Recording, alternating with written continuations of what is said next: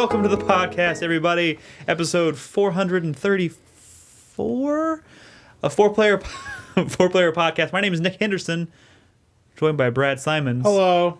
Nolan. Why are we not going to finish the intro? Sorry. Go ahead. Nolan Hedstrom. What's up? Hey, something happened. Christopher Fuck Guthridge. you, Brad. Hey, what's up, guys? This is the official podcast of 4playernetwork.com. We're going to talk about video games, but I think Brad has something to say first. Maybe. I don't know if I watched anything. Oh, I've been watching Master of None. That's pretty good. The fuck is that? That's the new Aziz Ansari Netflix show. Yeah. I heard that was alright. It is good. I like it. That's funny. I watched John Mulaney had a new stand-up thing that went up on Netflix. I watched that. I heard his show's real bad. What? Mulaney. Oh, his TV show? Yeah. Yeah, I heard it's not the best. It looks really like 90s sitcom. Yeah, no, it is. He like for me, John Mulaney is he's either like amazing or kind of bad. Has like he's never, and like most of his jokes aren't ever like, man, that was okay. They're either like fucking like all stars or they're like, That's not good for a comedian, though. No, it's definitely not. Like so like my problem with John Mulaney is he's probably one of my favorite comedians just because of some of his bits are my favorite just comedy bits, period. And he's also a writer, and like he wrote like a lot of the SNL with Stefan. Oh, yeah. Yeah, like he wrote a lot of those with Bill Hader. Like he's got a lot of comedy, but yeah, Dude, those Stefan skits. he's still young. I miss those Stefan skits. Yeah. Those were good. Oh, I watched Trainwreck and Dope. Really? How was Trainwreck? Had a red box night. Dope was good. Mm-hmm. What is Dope? Trainwreck's okay. Okay. I think Judd Apatow's in the business of making family movies or something now. Yeah. It should have been a little more like her show. I don't know. But yeah. What is Dope? Well. I mean, other than the narcotic. Yeah, Dope is a narcotic. It's about these nerdy kids who end up getting into selling dope, kind of. Which one is dope again? What color is it? Are you asking me? Yeah. Green? Oh, my God. Oh, God. I can officially name this after a Marilyn Manson song. Grass? They're selling grass? I'm officially going to name this everything. podcast after a Marilyn Manson song. I cannot name one Marilyn Manson song. He was gonna smoke the dope. You could like call a it. cigarette. You could say the Dope Show is a Marilyn Manson song. The Dope Show is the name of his... The Dope Show is a Marilyn Manson It wasn't song. actually dope they were selling. And in fact, I think dope in some cases can be more general. There's also like a 90s rock band called Dope. There's a lot of things called dope. Like I'm sitting in Rope-a-dope? this room with a few Rope- dopes. Would you count yourself among the dopes, Brad? Because I certainly would. I also watched a documentary on Netflix called Do I Sound Gay? Which was pretty interesting. Do I sound gay? Mm-hmm. Well, did he sound gay? If He you sounded literally, really if you gay. literally stop right there and don't tell me anything else about that, I'm intrigued. It's pretty interesting. Maybe I should watch that. I also heard a scary story about sleep paralysis, and I need to stop Oh, by the listening way, to those. that's no. That Can movie. you share it? That movie you told me never to watch. You shouldn't have watched that. No, I didn't. But I was over at Joel's, and they wanted to watch a horror movie on Netflix. And It's not a horror movie. I know, but they that came up in the listing of like recommended or whatever. And he was like, "Oh, that sounds awesome." And he started watching. I was like, "Joel, don't play it. Just don't play it. This is Brad. This is like the second movie Brad has told me to never watch." For reasons, and the first one was traumatizing as fuck too. Yeah. And I got him to stop, but I watched like 10 minutes of it, and I was like, yeah, I can't watch this. I want to hear your sleep paralysis story. It's gonna fuck me up. The new one, the new story that you heard that freaked you out. Oh, well, it was from a storytelling podcast, and they were focusing on scary stories. And basically, it was one of the people, he was a person recalling his experience with like sleep paralysis and this thing that he saw during sleep paralysis that he also just saw earlier in life, like when he was like not sleeping. It was just like those stories are so freaky because once you start like reading into it, Can you please they're provide all so details? similar. To me, that just sounds like a guy was really sleepy and he had a dream about something that happened when he was a kid. He was walking on a beach when he first saw this thing. But What is the thing? You can't stop there. Was he walking on the I mean, beach it's hard to with the define. thing, It's hard to define. hand in hand, It's as the sun set over the horizon, it's basic. romantically? Like he You was can't holding keep saying hands with a whale's you can't keep penis. saying the thing and then But that's why it's hard to describe because it's not like super defined. I mean, these are people having waking nightmares. Can you easily describe something something that happened in a dream? It's not that easy. No, but they apparently what's creepy about sleep paralysis is there's like a consistency from person to person to person to person. They all see a very similar type of thing, and that's what makes it super So creepy. it's aliens. I mean, like a lot of people who feel like maybe they've been visited or abducted or probably people suffering from sleep paralysis. That's how similar that being is that they see. And it's really, really creepy. And what's creepy about it is now when I wake up in the middle of the night and I'm thinking about it, you can't just like relax and go down to sleep, back to sleep, because the feeling they describe like that their body feels when they're like going back to sleep is very similar to the feeling that you have when your whole body's relaxed and you're about to pass out. Except now you can't think about falling asleep. You're thinking about, can I move my arm? And you keep checking. Like Yeah, what we're I'm good. saying is We're good. What I'm saying is it can really get into your head. I don't know And about- the thing is, getting into your head is probably what causes it, because there's no real scientific explanation for why this happens. Doctors, they'll say maybe you've just been really stressed out, but it keeps some people just have it every night. I don't know about you. apparently Jeff is in chat and he's had sleep paralysis before. I don't know about you, and so was Bob. I remember going to sleep. Like I don't ever. I remember getting into bed, but then all of a sudden my alarm's going off. Like I don't. That means you're getting a good night's sleep, Noah. That's all that means. Unlike the people who are normal. suffering from sleep paralysis. That's probably a good thing. Can we talk about Yeah, fucked up Why things does it now? mostly happen to people sleeping on their back? don't say that. I sleep on my back. I don't sleep on my back. You're a monster. What I'm saying is, I just don't want to think about it. So You sleep on your back too? Yes. You're You gonna- sleep on your back? Do you sleep on your side? Yeah. it's the healthiest. I do. It depends. Like I'll sleep on my side or my back. It just Sleeping on your back is wait. How are you supposed to sleep? I hang upside down. So how do you guys sleep? On my side, I, like I a have normal a stasis person. chamber. Yes, so we've done the podcast This, intro. this is- weekend I went to the Renaissance Festival, the Texas Renaissance Festival Oh in yeah. in near That's near all bitter Houston. about this. Yep, my mom had some tickets, and so Burnett and I made a trip down to Houston for the day. Had to wake up at 6:20 in the morning though. How far away is it from Houston? And what side of Houston is it? 45 minutes. Well, south. Are you talking about South Houston? Yeah, probably like an hour and a half. Last time I maybe. went to the Renaissance Festival, a beer drank an elephant, or an elephant drank a beer. Jesus, Nick, I fucked that sentence Yeah. up real bad. have you been drinking some elephant tonight? Fuck you, Nolan. Fuck you. An elephant no. drank a beer. So I went And to it the took Renaissance a Festival. mass piss. It's super awkward for Bernadette just because she doesn't like the whole like people in character. Like when she walks into a shop and they're like, good morrow, madam, sir and lady, and welcome to my shop, and like they're very much in character.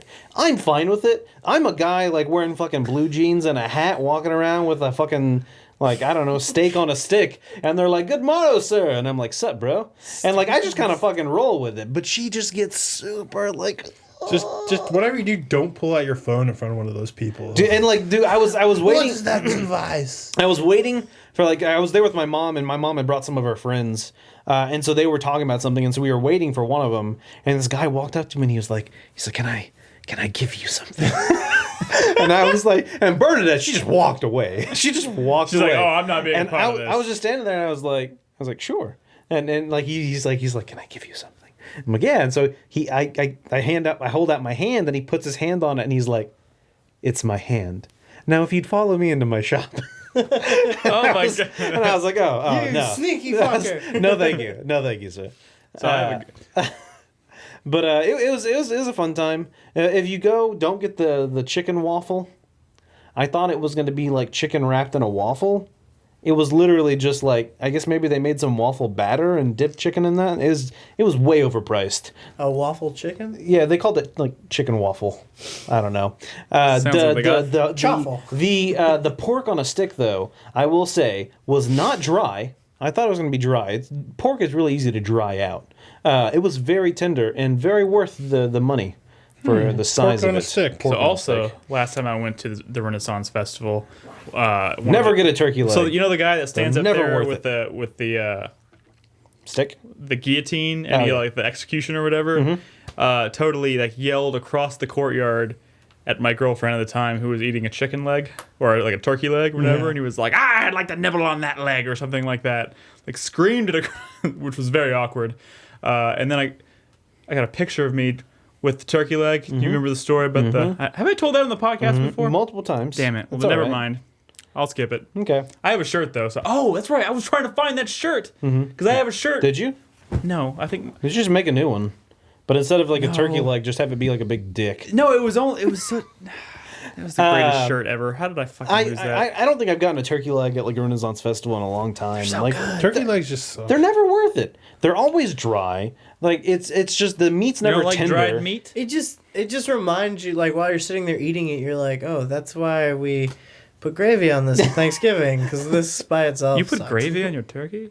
It depends. If it's cooked well, You're a monster. it doesn't you're eating necessarily white meat, need you it. definitely need And it. white meat's more dry, but this is a drumstick. It should be tender. Like it's dark meat. It's just they always just overcook it, and then it sits in like I don't know what they put it in there, like some foil. I don't know. What for is hours Chris on Davis end. talking about? It says turkey is the canvas of meats. You have to add something to it to give it some value. What are we even talking That's what about? Chris Davis said. So if Anyway, you disagree so, with that, email him. So I did get some chapstick at my place. Oh, I went and stocked up. I'll be the judge of that. let's see it, Nolan. Well, Do you have it with you? I don't have one of my new ones with me. I still have an old one with me. Which one? Which Did you one get is some it? extra? I don't even remember because Let's see it. the problem is you're not supposed to keep them in your pocket, but I do, and so the label is worn off. Oh, What flavor? Macintosh spice.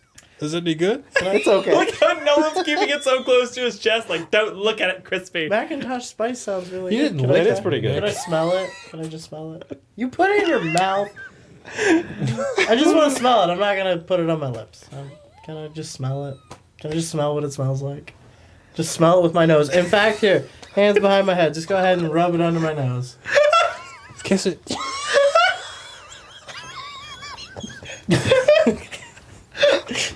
It does smell really good, though.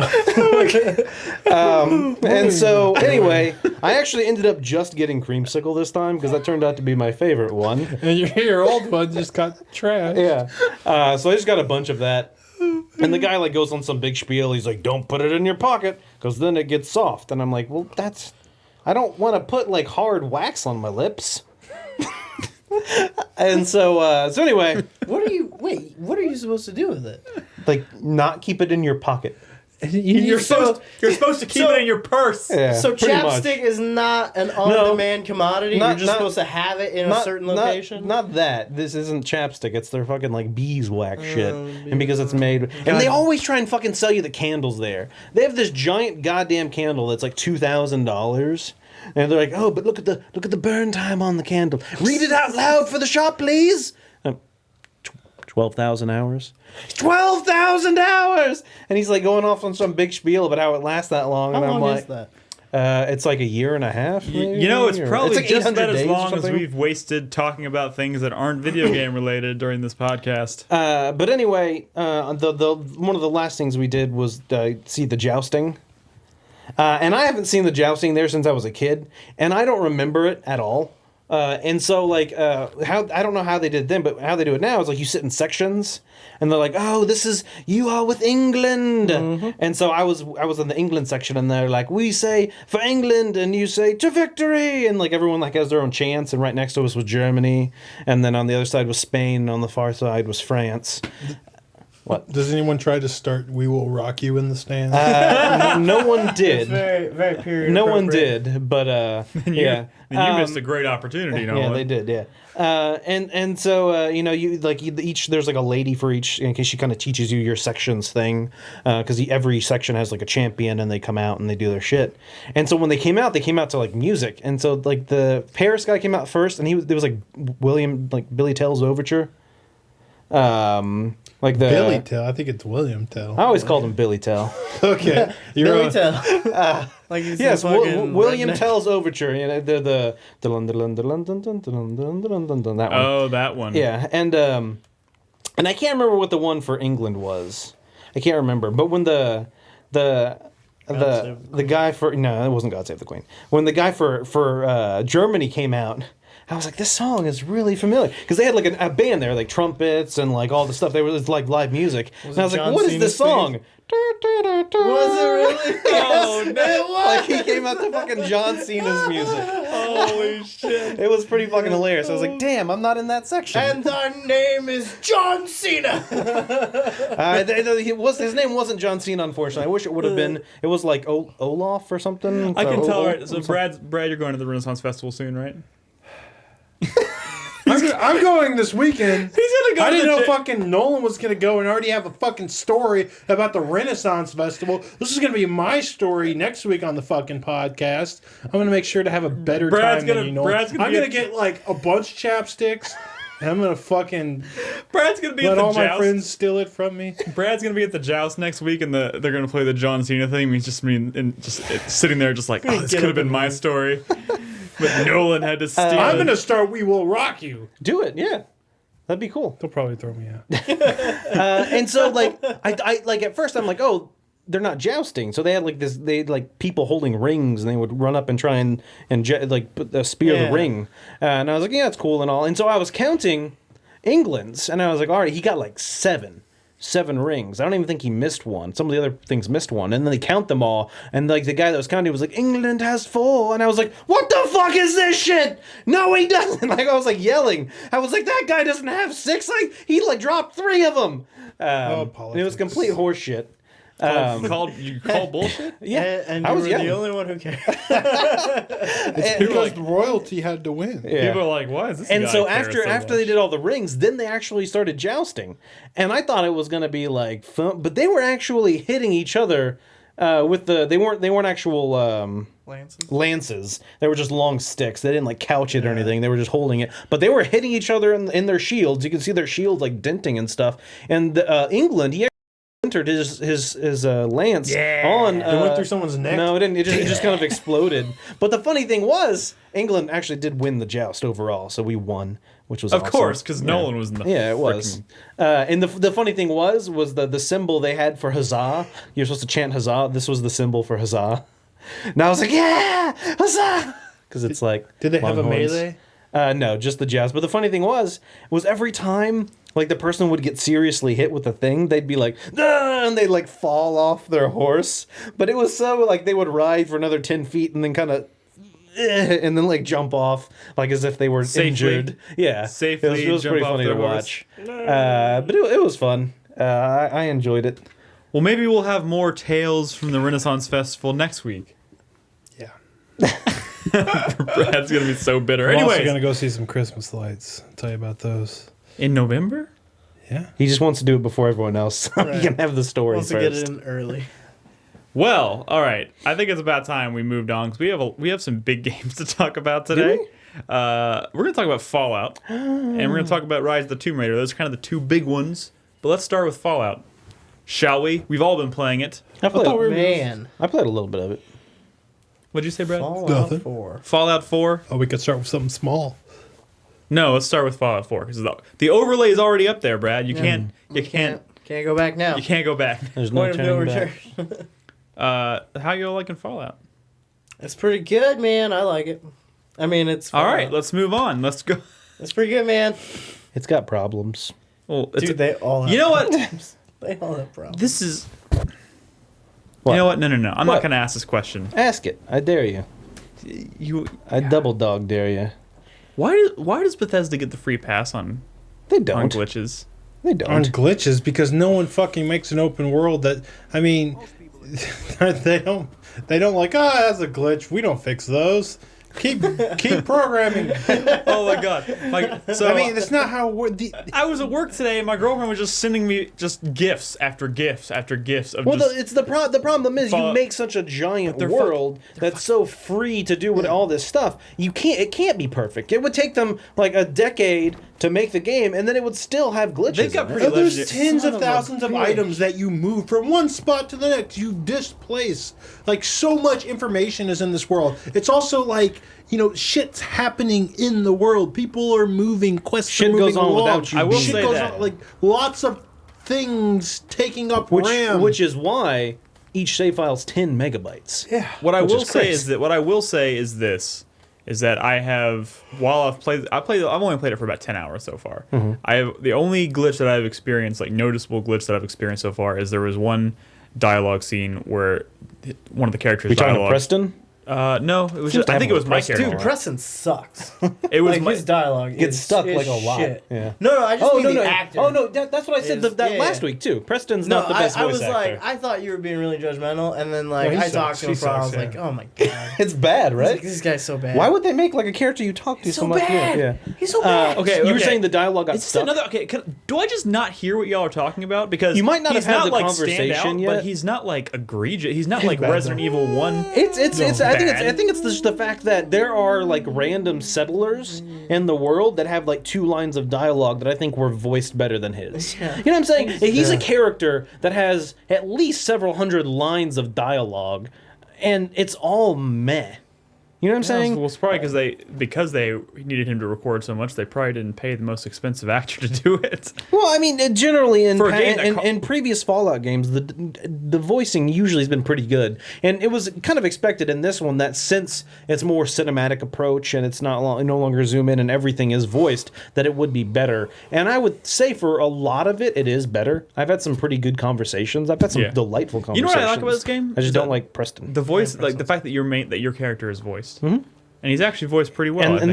that is a Dude. big debate in this game just because it does limit your dialogue options, but I like it. It does, but I'm into it because I don't know. Like I have more of a sense of continuity for this character than I ever have. Oh, I yeah. feel like the story is much more like there's actually a story that like, I just feel more connected to it because my character is and most of the interacting and vocalizing in the world, which is cool. Yeah, and it's great, and it's like it definitely like ties what you are doing as a player like into the story of the game a bit more concretely.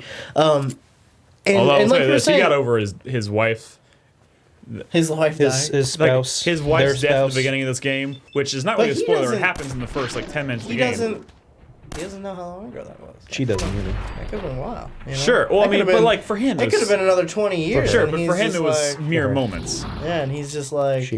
he's like, well, that's, I Oh, guess. what am I talking about? His entire world was destroyed in a nuclear war 200 years ago. you ever- So I think He gets a seems free awfully pass on comfortable it. with all of this, by the way. Did you ever notice that the host of Diamond City Radio's name is Sean? It's Travis. I heard that joke somewhere else. That would be a real travesty, huh? Wait, I don't get it. Do you listen to the radio? Yeah. That dude sucks. Oh. He's lame. He's I've been stupid. listening to mostly clap. No. I won't get into that. Okay, so you can do something later, and he'll like change his personality. Really? There's a Yeah. quest around Travis. And I he'll be found like him. he'll be more of like a confident radio DJ. Really? Yeah. And I regret doing it kind of because I thought his previous persona, like when he's all nervous and he's just like rambling, was fucking hilarious. It's funny, I but it love gets that old. shit, It gets like, old. It was great. I'm tired of him Travis making a is- joke about what is Skeeter Davis. That's confusing. It sounds Travis like a is man. If anybody's listening. All right. I found him in his trailer, and I just stood there listening to the radio, just going like, "Say something, bitch." And he doesn't. It just goes from song to song. He doesn't say Yeah. anything. Yeah. Motherfucker. So What's up, okay, Nick? well let's back up. Let's rewind a little bit. Okay. This is the first time we've really had a chance to talk about it since we've all dived into it. Yep. How do you feel Have you about played Fallout 3, Nick? Yes, Brad, I've played Fallout 3. Well, then we're done here. I think How do you feel about the world? the world is cool. I think I'm I gonna think change the that world is cool. I'm gonna change your subject now. What? I No, we think were talking about the world. Don't change the subject. So I It's think Fallout. I think Like, a lot it's of people, Fallout. and this is something that when the first kind of it's like people were talking about the game, like, oh, it's small. I don't think it's fucking small. Dude, And- I was gonna say I don't think it's small Dude, by any it's means, not- but it's I not look like at the Grand world Theft map and I Auto do size. feel like it is noticeably smaller than like New Vegas. It's I think larger or the same size as New Maybe, Vegas. but maybe it's just the perspective I'm Feels more having. open Like, though. because I haven't explored the entire And so that's world. the thing. I'm just looking that's at the map. thing, Nick. And it's if you recall, Fallout games not only take place outside, a lot of them takes place inside buildings, Yeah. underground. There is a lot to do. This is a fucking dense ass game. Dude, But the outside is still fairly large. It's not Dude, it's not giant, but I don't want it to be they giant. were- There's already too much shit as it is. If they were trying to play the game of keeping up with other games' world sizes, just because that's what I don't everyone want. does I'm not, with- I wasn't trying to make the argument that No, they should I know, either. I know. But if they had done that, this whole game would have been ruined. I feel like. Yeah. Like I think the way it is, like I said, I haven't said yet, but I have put about like 36, 37 hours into the game so far, and that has all been within one quadrant of right? the map. Right? And like I'm looking at the bottom of the map and just thinking like, what the fuck could possibly be down just there? Like, think back onto maybe Fallout 3 if you ever got the perk that pops up every location on the map. Dude. Like you Don't get that perk. Yeah, that's the thing. is, Avoid that like, perk. I've seen I saw a screenshot of someone who's explored the map, and like you can't even fucking see ground. It's all icons. It's just- because it's so dense. Just because there's so much shit, we don't even know yet. Yeah. And also, have you been to Boston? It's No, not exactly dude, like I was so landscapes. I was Yeah. I was confused because like I haven't even gotten to Diamond City yet. So like I'm looking City's at the map and I was looking for Boston on the map and I was like, where's Boston? I thought this game took place in Boston. It's not on the map. I did see the symbol for Diamond City, which I'm guess is like part of Boston. And it's like north. Like, so Diamond City's like in the middle of the map, but like Boston is kind of more like the coastal area, I feel like. Like, well, actually I don't know. best Like start Beacon believing Hill, in Boston, like Beacon 'cause Hill you're- is east of Austin, or, east of Diamond City.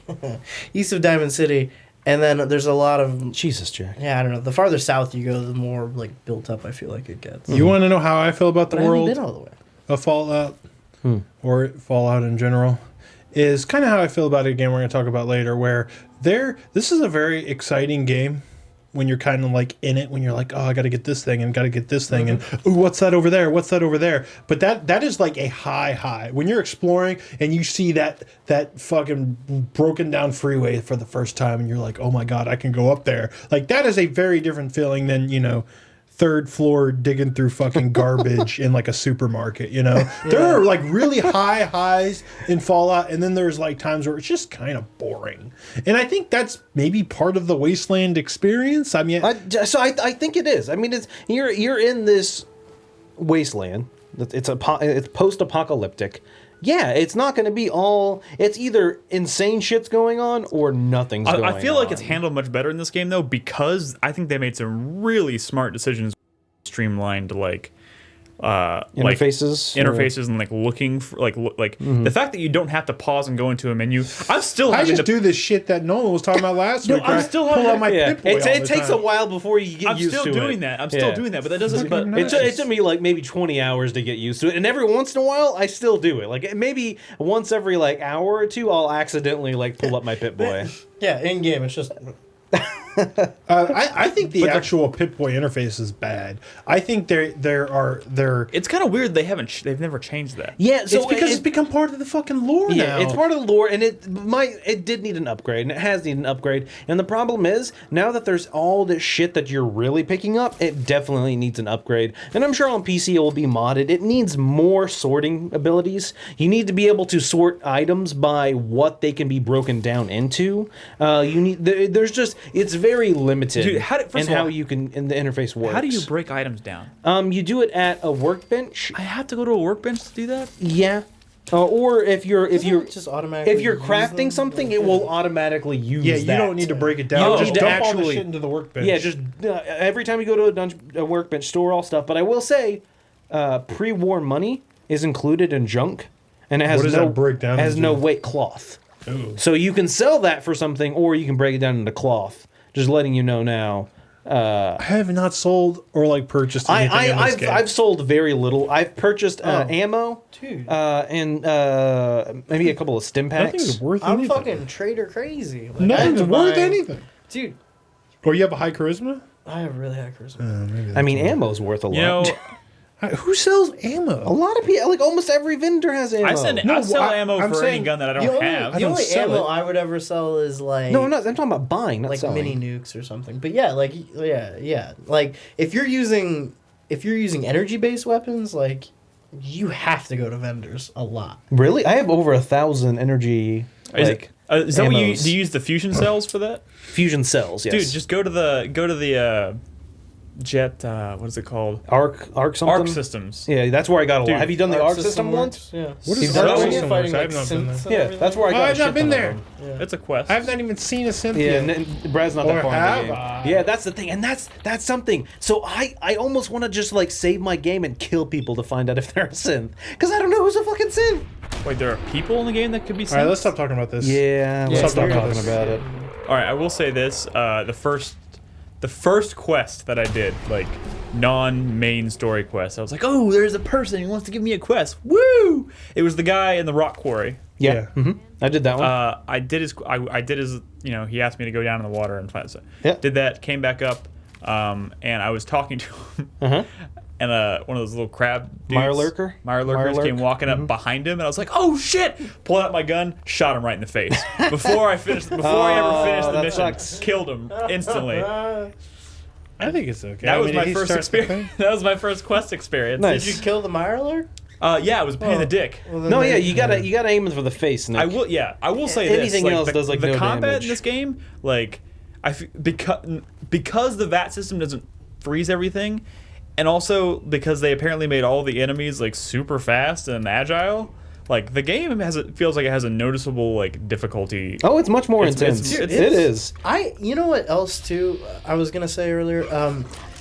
I feel like just the general non-VAT shooting is not great, but it's not better no, than it was. And, Yeah. and that's I think And- that's the general consensus. Is it is way better than it was. to the point where I have a laser pistol that I've been like working on for like improved hip accuracy to the point where like it's kind of useless in VATS, but if I'm in a situation where I just need to pull something out, it is a fucking scalpel. So Like, yes, it is amazing. so yes, that's what I want to talk about. Another thing is in previous Fallout games, you would just VATS everything. Yeah. Anytime. But in this game, there are certain weapons that are almost useless in VATS. Like you can get I have like a gun that I can get two. like the minigun. Well, the minigun just is useless. Period. Dude, I got a I don't minigun know. in one of the missions. I carried that thing around me until I ran out of bullets. Later was a on, workhorse for like 20 hours. when enemies start getting tougher, it becomes almost useless. Because I picked it up in a mission where I was in like a building and there was raiders everywhere. There was one with a minigun, and I managed to kill him. And I took that, and within less than a minute, all the raiders in that building were dead. Well, Just you're mowed still them low down. level. Like, look at some of the footage from me last night. I was trying to defend a settlement. I used almost like an entire clip of minigun ammo on one guy. What? Just because they're fucking bullet sponges later on. Because it uses 5mm ammo. It Yeah. uses like the shittiest ammo in the game. Apparently, you can later on get better miniguns. Than like I have like the lowest level. You can get better ones. But anyway, yeah. So like there are certain guns that I just refuse to use in VATS. Like I have like rifles. Like sniper rifles are Yeah. useless in VATS. Like don't do it. But they're actually usable outside of No, that. definitely. That I will always, if I see enemies from a distance, I will snipe them I feel because like it's weird playing a Fallout game and just thinking to myself, I like approaching an area where I know there's going to be raiders and like stopping and like pulling out my sniper rifle and looking at it like through its scope, and I'm just like, what am I doing? This feels For like a raider and maybe with like a sniper rifle or whatever, but like there's a lot of fast little things that I need, like bugs and stuff. You need VATS. I'm talking about for before you've entered combat. I always try and. But the thing is, if I'm far enough away, I'm always crouched, so I always get my sneak attack. I'm going with a stealth approach. I always do in these games, so I get the bonus damage for being stealth. And often I can get 4, 5, 6 shots off before they know where I am. And so for bugs, I don't use a sniper rifle on them. I usually use a pistol or a shotgun. But yeah, so I do like how improved the combat is. So I don't have to rely on VATS. The critical attack, I need to use it more than I have been. For those who don't know, you build up the critical meter by attacking in VATS. I haven't done that yet. Okay, so when you're in VATS, every time you get a hit, it builds up that critical meter. I see the critical As soon as meter. it's maxed, at any time, you press square on the PlayStation. While and it's doing a shot. While you're in VATS, while you're like your shot is about to go off, press square. That next shot will be a critical hit. It will hit. It will never miss. And it will be a critical hit, but it drains your meter all the way down. But it's really, there's almost no point not My using it. meter's probably full. I just haven't. Well, yeah, there's no point not using it because the next time you're in VATS shooting, it starts building it back up again, and it builds up fairly quick. Yeah. So there's no reason not to use it, unless you maybe think you're about to go up like against a a tough limit enemy. break? Then you can maybe save it for them. But yeah, so someone mentioned in chat that I actually did bump up the difficulty to very hard, which is the one level below the hardest difficulty. Why? A couple of reasons. I had like 150 stim packs. Dude. What? Maybe a little exaggeration. I had like 30. 130. I have like 30 stim packs right now, but I will say this: like I am almost completely out of ammo where I am right now. In fact, Really? I am at a point right now. What are you using? Everything that I have. Well, didn't you say you were selling ammo? No, I mean, okay. there I never was sell a ammo. It point. doesn't weigh anything. I mean, like, the only time I've ever sold ammo was when it was for a gun that I didn't fucking have. But like, I don't really sell ammo often at all. But like, I'm like literally where I saved. I'm literally desperately like I was walking towards Diamond City, and I got attacked by a bear and then a pack of feral ghouls, and like, Feral ghouls Are you the worst modding your in this weapons to be automatic? should I be? Don't do that. game. Yeah. What? Oh, okay. No. Well, that, But like, get I'm having the a, scrounger perk. Why? Why no automatic? Because you miss shoot through shots. ammo more. Yeah. That's it? Yeah. That's the only disadvantage? Yeah, I mean, So they if you're- shoots faster, but if you're, I thought there was like some no. imbalance. No, I mean, no, it's no, not no. as good in VATS, I don't think. So But I mean, I Nick, feel like there's a lot of stim packs in this game because there's a good chance you're gonna fucking need them because the enemies there's are so quite aggressive. a few. I get most of the ones I have off of enemies, or just you got to look at the walls. I got That's- chased across the countryside by a mire lurker. That's the thing in this game is shit is everywhere now. It's up high, it's down low. You have to look everywhere. And I've gotten so many stim packs from like bathroom like first aid kits. Yeah. You see the white first aid kit on the wall, and I've gotten so many stim packs from those. mean, like I said, do I'm not you having any use them? problem. So with the yeah, stim dude, packs. go watch my footage from last night. I probably used like 30 stim packs. Okay. Dude, the enemies but are so aggressive. But because they give you the ability to cook now, and you can cook the radiation out of food, I've been using food a lot. Is that how that works? Yeah. Yeah, it is. I haven't. I mean, like in real at life. all. No. that's not No, how it works. did you That know doesn't that, sound Crispy? right. I didn't know you could do So yeah, that. when you go to a cooking station, you can cook What food. are you doing? I'm boiling the radiation out of this. Well, and so if you noticed in this footage, I attacked like a rad stag. yeah. If you cook their meat and then you consume it, no longer radiation, and then for 1 hour of game time, you get plus 25 carry weight. What? Not game time. Is it real time? No, I mean, it's, Sorry, In- in game time. yeah, in world time. In world time. So yeah, I'll do a lot of enemies when you cook their meat, you get Nice you get bonuses. extra strength, you'll get extra like bonuses and stuff. well, son of a bitch. Yeah, so make sure because in previous Fallout games, almost all of the food in the game was useless. Now I will say, Don't like get the sugar lead. bombs and Instamash in this game, I don't even pick those up. But yeah, any meat from creatures, you can cook the radiation out of it. It then no longer gives you rads; it's just health. And then stuff like Deathclaw meat is like I think it might increase your AP or something like that. I don't I'm know. gonna go back home and cook everything Dude, I have yeah, in my and plus inventory. you get experience. Every time you cook something, you get like between like 6 and 12 experience. Well, son of a bitch. Dude, I've leveled up from cooking. And so one of my bigger complaints about this game, companions. So one thing, I love the companions because some of them say the best fucking shit in the world. I love their interactions. I love talking to them. I love how Codsworth is like my mom. He's like, oh, mom, he's all like. Codsworth gets in the way more than So you. hold on, yeah. I like how he like mothers me to an extent. no one gets in the He way looks more really than cool in dog meat. combat. No, too. and he's awesome in combat when he busts out his fucking blades and he's chopping His things flamethrower, off. too. So if y'all didn't know, feral ghouls really fucking annoying if you have run into a pack of them. Especially if there's one of the glowing ones with them. Aim for the legs. That's all you got to do. Their legs come off like nothing, and then they're like almost like useless.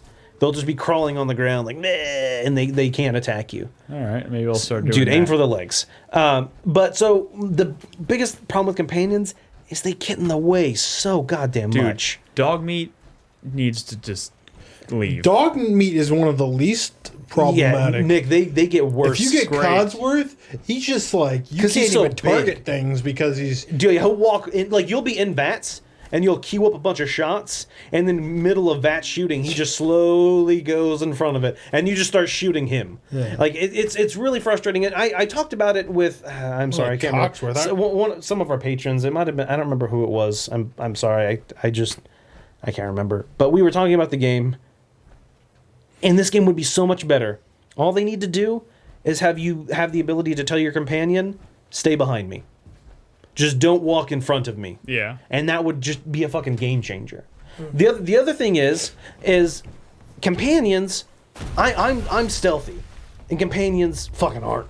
I'm like being Not all these. I remember back in Vegas, man. You Well, get yeah. Boone. Boone You was wouldn't even the see best. him, and this shit, people would just be dying. Boone, all of a sudden out of nowhere, just a sniper, and just like guys' heads are blowing off. Boone was awesome.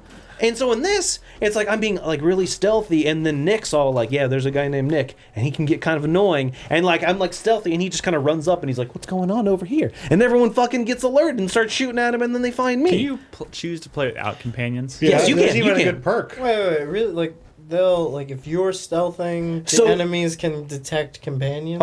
Oh yeah, no, they can. Dude, because I swear to God, I was in a dungeon last night where I was stealthing, Dungeon. and my other It's Brad. Just keep going. Which companion was it? Piper, Okay. and she was like running around, and they just Really? and it No, still like- had me as hidden. That's weird, because she should crouch when you crouch. Well, she normally does, but she did something where she but just that's like, what I'm ran saying. in Is or- they'll usually be stealthy when you are, but then every once in a while they just decide to I mean, not. I feel like I've seen that enough that I was like, oh, I don't have to worry about them blowing my cover if I'm in stealth. Oh, they've blown my cover Does so much. Piper suck? She seems like she should suck. I mean, she's just a fucking reporter. Piper's my boo.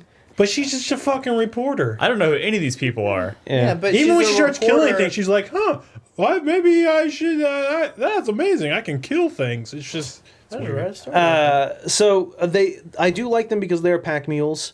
I love to just. Oh, they can carry shit? Oh yeah, they don't have unlimited carry. You can They- equip the stuff you Yeah, put in you can give inventory, them too. weapons and armor and stuff. Yeah. I don't even have. Well, yeah, a you don't have companion any yet. yet. So yeah, Dog Nick, meat can get when him you armor. find them, yeah, dude, my dog meat, he has goggles and he has this little bandana with a skull on it, and he has this like Oh, I have harness that thing. bandana. That's for the dog. Yeah, you can wear it, but you can also give it to him.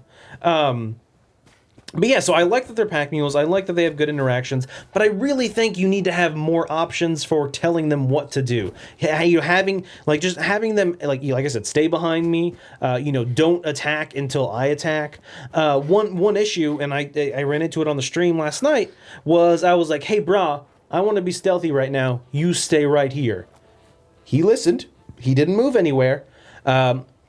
Combat ensued. I sniped a few guys and then combat happened. I ran back to him so he could help out. He just stood there while an enemy attacked him.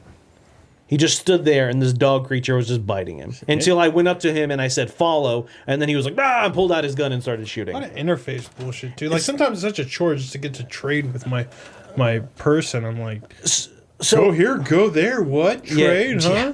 That's the thing. I wish you could, one thing, yell at them. Yeah. I wish you didn't have to be in line of sight. Because if there's just like a partition between you two, you can't interact with them. You can't be like, hey, come here. Like, I wish you could. Can the companions, including dog meat, die? No, they cannot. See, that's- so far, I don't want to say no because who knows, maybe there is one, but none of my they won't. At least all of the ones I've been with, they just get knocked down in combat, and you can give them a stim pack to immediately pick them up, or given enough time, they will get up on their own. Yeah. Well, they'll get up after combat if they go down. Oh, really? Oh, okay. Well, I guess I've never been in like such heated combat that I usually didn't finish it off before. We're all going to play a lot more Fallout. Does anyone have any final thoughts on this conversation? I really like Fallout 4. Wait, There's still plenty to talk about. Well, of course there is. It's Fallout. Yeah. But what are we going to be playing this week? Fallout? Yeah, that's what I'm saying. Next week we can talk about who all of our in-game boos are. I didn't even know there were boos in this game. To an extent. Yeah, kind of. So I did want to Why talk... do you think they gave you 2 wedding rings? Oh, I sold one. You're so stupid. Which is really crazy. I did want to talk about the I thought it was just something I settlement picked up on the building. ground. Oh, No, settlement you stuff picked we it haven't up talked much off your about. wife's corpse. Oh, yeah, we've seen this one. This is exactly what I just showed to Brad on my Fucking phone. ridiculous. What is that? Dude, watch this. This is amazing. Oh, actually, this is not the same one that I showed to Brad on my phone. Yeah. Your companions can set off traps. No, I have one on my phone with With this dog exact meat? hallway with dog meat. Dog It's meat, hilarious. yeah. And anyway, settlements. So you can build up a settlement. So Brad didn't know, and there's a couple of tips that you should probably know for settlements. First of all, if you build a bell, you can it's in like the miscellaneous, I think, under resources. Mm-hmm. When you ring that bell, all of your settlers will gather. So it can be very useful because early on you're like, hey, companion. Like when you start getting more than one companion, Nick, you have to tell the other one to go somewhere.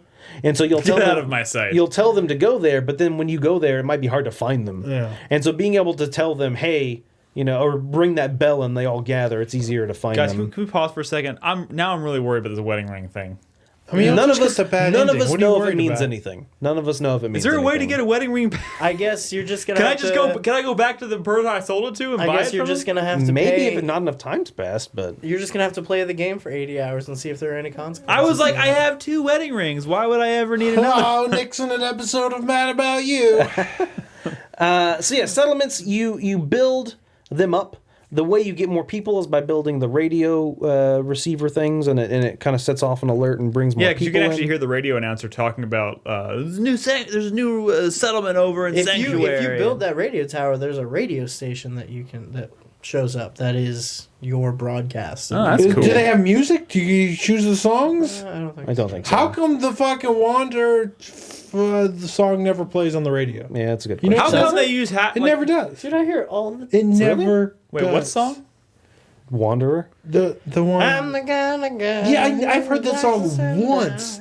I've heard the fucking Skeeter Davis song 40,000 fucking times. Dude, the Why- Crawl Out Through the Fallout. That's a good is one. The You one know that what? I hate. I hate that song. No, that's great. You know what I'm sick of? Fucking Butcher Pete Part 1 Oh and my 2. god, right? Hey, all the Dude. fucking time. Butcher Pete, like Can I got make a plenty radio of, station I that got says plenty no of fucking Fallout Butcher 3 Pete and Fallout 3. Like My I'm God. Why- done with Butcher They Pete. reused a lot of music. Also, why does the one that I don't want to set the world on fire start the exact same way as the other song? What is it called? The one that starts exactly like. I don't know. Wait, so y'all listen to the radio a lot? Yeah, I listen to it all the time. I don't listen to the There's radio some really that good much. songs on. You don't want I to don't miss the listen good to it songs. as much as I did in previous Fallout. I don't want to miss the good songs. Dude, I do. like, I have been listening to classical. I get the station a lot. ambiance from the game. There, Like, there's some good classical music. I haven't listened to any of the classics. I don't know. Well, 60-minute dance. Settlements. I don't like them. So yeah, and I know why you don't. Maybe. No, I think for me, it's not that I necessarily think it's bad. I think just my personally, when I'm playing Fallout, I don't want to spend like hours and hours So you don't have to building. You don't have to shit. build anything, Nick. All you have to build. It just makes me is- feel like I need to. All you gotta do is plant a I- couple plants. You gotta make some water and make some beds, and then throw up some defense. And that's all. You don't have to do anything special. I'll know, tell you I'm this, Nick. I played for a while without even thinking about doing the crafting shit, and then I started doing it and realized, if nothing else, it's a great way to get rid of a lot of that junk and free up space in your inventory. Yeah, that's true. Oh, It kind here- of keeps everything in balance. I'm gonna say this though. I feel like the crafting and that everything surrounding it, like customization and whatnot, is so not necessary that Like, the fact that you- the game is almost too balanced. I feel like if I invest heavily into crafting and stuff, I should be able to like break some shit. But I feel like all those perks like that you would invest into making like crafting useful and scavenging and local leader and all that shit. Like if I just invested those into like just directly boosting the damage on some gun, some like rifle, then some rifle that I find is just as good as anyone that I've crafted that I had to invest a whole bunch of perks into. You know? I know what you're saying. You can't spread yourself that thin. So in the fact that you can find entire suits of armor that are fine. You know, they're fine. They're not even that much worse than, you know, like I use fucking cage armor for 20 hours because I didn't want to bother fucking with the other shit because it didn't seem like it was that different at first. You know, and I just feel like, you know, like in a game like Morrowind, when you got into spellcrafting, you were doing some like forbidden shit. It was like, man, I shouldn't be able to get away with this. And it doesn't feel like that. Everything seems so just flat, like it's just so balanced, almost in a bad way. Does that make any sense? No, I agree. There's like you can't fuck yourself over in this game. Like in previous Fallouts, you could like kind of like upgrade yourself into a corner where you're kind of limited in what you can do. But like you're saying in this game, like if you're putting points into your gun's going to be just as powerful than if you didn't put any points into your guns and you crafted better guns. Well, I mean, there's also the fact that there's no level cap, so theoretically you can get everything. Correct. Theoretically, not even theoretically. Eventually, if you play the game long enough, you will get everything. Yeah. You will have each level will be 10 or 11 in your special. Play that long, right? Many people are going to play that long. I mean, but I'm saying if you're just going through the story and you want to do like the Thieves Guild and the Dark Brotherhood or the equivalent to that, I mean, you're not gonna get even close, really. Correct. You probably like I'm not gonna play this game for 300 hours. I'll probably play it for like 80 hours, but by the time I got sick of it, and I know some of those like luck perks sound really awesome, but the fact that I only have 2 points into luck just like frustrates the shit out of me. I love Mysterious Stranger. It has helped me. How so often much. does it pop up? Well, I have really high luck, so it happens probably like once an hour. What is that one again? Where a mysterious stranger shows up and kills whatever enemy you're targeting in VATS. And cool, there's a companion character who acknowledges the mysterious stranger, who talks about it. Yeah. Like, Oh, that's cool. Yeah. So, one thing we haven't really talked about is the perk system and how like that's like the one interface that has changed. It's been a big change. Changed pretty dramatically. And I haven't even really delved super far into like looking through all the perks. I probably should. You should, yes. The problem is you should have done that before you left. Remind me, though, I can't remember how it worked exactly in Fallout 3 because very different. I know, but you were putting points into like strength, individual skills is what you were putting. So you had your special. It's kind of the same. They just like organized it differently because it would be every level. You would add another point into one of your specials, and then like every other level, they give you a menu where you just pick a perk. Yeah, and that's it. And that perk skill. But you had your individual skills as well, like guns and lock picking and hacking, which weren't individual. Every level you got a skill point, right? No, you got like 10. Special. It depended on your intelligence, or you're not your intelligence. You didn't get special every level though. No. You got skill points every level. Special every. Your special didn't ever level up. But here, it did. Like, but it was pretty rare. Yeah, it's like every special? 10 levels. You could put a point into special. Didn't you? Yeah. Or no. I'm sorry. There were perks that you could get that gave you. Maybe that's that was like perk is okay. like immediately add more points into your so special. There were perks that let you raise your special, but otherwise the only way to raise it was by finding bobbleheads. Yeah. You got X amount of points. Depending on all of your stats, you got some points that you would put into each of those skills. So you had your barter, you had your lockpicking, you had your science, you had your guns, and those were just. And so you can put 1 point into it that would almost to an extent not make a huge difference if you only put 1 point in there. There were certain hits, like for lockpicking, like it only mattered at like 25 and 50 and like 75 and 100. But that's isn't it arranged by stars? So yes and no. So instead of putting a couple of points into each like lockpicking and something, you would raise it up immediately by 1 level. Like your lockpicking can go up by a level. But the difference is, every time you level up in this game, you get 1 point that you Correct, can put into anything, whether perk. It's special or whether it's a perk. Yes, right. provided you meet the requirements. Which I kind of like. I think that's pretty cool. Like the fact that I could choose between adding a new perk to my character or leveling up my luck or my intelligence to help me unlock additional perks later. Because some perks, or you can actually upgrade your perks too by adding additional stars to them. Correct. But they require you to have certain level of like intelligence or charisma or luck or whatever. It's nice, but I just don't like it as much this way. You know, like I liked being able to just get Mysterious Stranger if I wanted it, you know, or Bloody Mess if I wanted it. Now I have to have a certain. You act like you had all of them available to you at the beginning. No, you didn't. You're right. But like what I'm saying is like some stuff just seems so far away, and it seems really frustrating to me. There's major things I can't do unless I have like local leader. I think love rank 2, and I can't even get local leader rank 1 yet. I got to put some points into my special to even get to that point, and I have. But I think you're acting like you're going to finish this game at level 20. Yeah, I think you're going to be a much higher level by the end of the game. I think you're going to end up leveling up a lot more. And so, game. like, maybe it's the skills I miss. Maybe it's the separation of the skills. It probably is. What level are you right now? Like 10? How many hours? We're still like in the first like 20, 30 hour period. I bet there's going to be a tipping point where you're going to be leveling up and getting these skills, and you're just like, I don't even know what to do with this anymore. I think you're going to. But the skills separated from the perks means I could just fucking dump into small weapons, you know? Dump into lockpicking or whatever, and really just could ignore like the fact that you might want a perk that's really down on like the perception tree, but really not care about the perks that are above it. And but you still have to invest a lot into that special to get to it. Seems really frustrating when that stuff seemed a lot more separate before. You know, and that's why I'm so pissed off about the local leader, because I care about nothing in that tree, but I still need 5 or 6 fucking charisma, and I don't care about charisma in this game. Yeah. It's just. But so at the beginning of our whole Fallout conversation, I was talking about like the continuity of the character, like something that's a bit more well formed than just kind of like a mishmash. Yeah.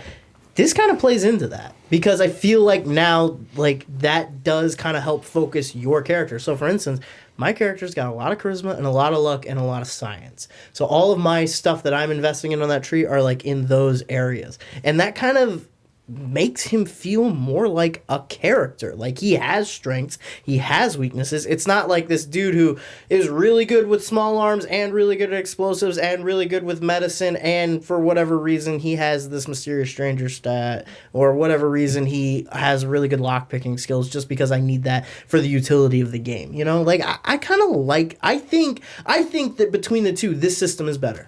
So I would say that. Yes, at the beginning, I think it's better. But then by the end of the game, you're just going to be everything. Well, you're going to be a jack of all trades. But the problem in previous Fallout games, that wasn't the case. You couldn't get everything in previous Fallout games. You had to specialize because there was no way for you to get enough points or perks to get everything up to. You know what I'm saying? Yeah, I don't know. Maybe it's just the way I played the older Fallouts because I had no. Sounds like maybe you'll be doing yourself a favor. I had no vision of like where I should be putting these points before. Yeah, no, I see what you're saying. That it was just kind of like a mishmash. It's like, oh well, I just passed up a computer that I couldn't unlock. So I guess maybe this time around I'll put some more into science and hope that I can. The next time I see one, I can do it. Like, that's how you feel this time, or no? That's how I felt last time. I felt like it was so reactionary. It was so just like, oh well, I couldn't open that box. So next time I get a point, I'm gonna put in lockpicking. But then I come to a computer terminal I can't unlock. It's like, well, next time I'll get... Like, now I feel like I have more of a clear picture of where my points are going to go beforehand because of how everything unlocks. Which is funny because I feel like since you have the freedom to kind of adjust your special, like, I feel more stressed making a decision in this game on level up. You know what I mean? Like, I walk around with perks, like, not spent way more often than I did before. Chat was like bitching at me. Like, you have 2 points you haven't spent yet. It's I'm like, stressful. well, yeah, I don't have anything I want to spend them on right now. Yeah. Like, I haven't made a decision of where I'm going to put them. Me is the opposite. Well, yeah. Me is that I have 18 things I could spend it on, and I don't know what to do. You want to spend it on all of them, but you don't. So you're like, I haven't decided yet. I'm just going to leave them sitting there. That's stressful. Yeah, no, I know what you're saying. I mean, go ahead. I mean, we need to move on here in a second. Yeah, I was just going to ask one more question before we moved on. Did you guys all scum the Cryolator? No. You guys didn't? That got patched, right? Did it? My game. Dude, I did that like... Did what? Like the glitch to get the cryolator early. What's the cry? It's a, it's a it's freeze that gun. gun that you see in the overseer's office when you first leave the vault that is like behind an expert lock. Oh, So yeah. I'll be It's back like, for oh, you I'll go later. back later. If you get the dog and go back, he can just grab it out of the case for you. It's ridiculous. Oh, man. I thought everybody was doing it. No. I definitely did it. But I mean, do you even did have it. ammo for that thing? Yeah.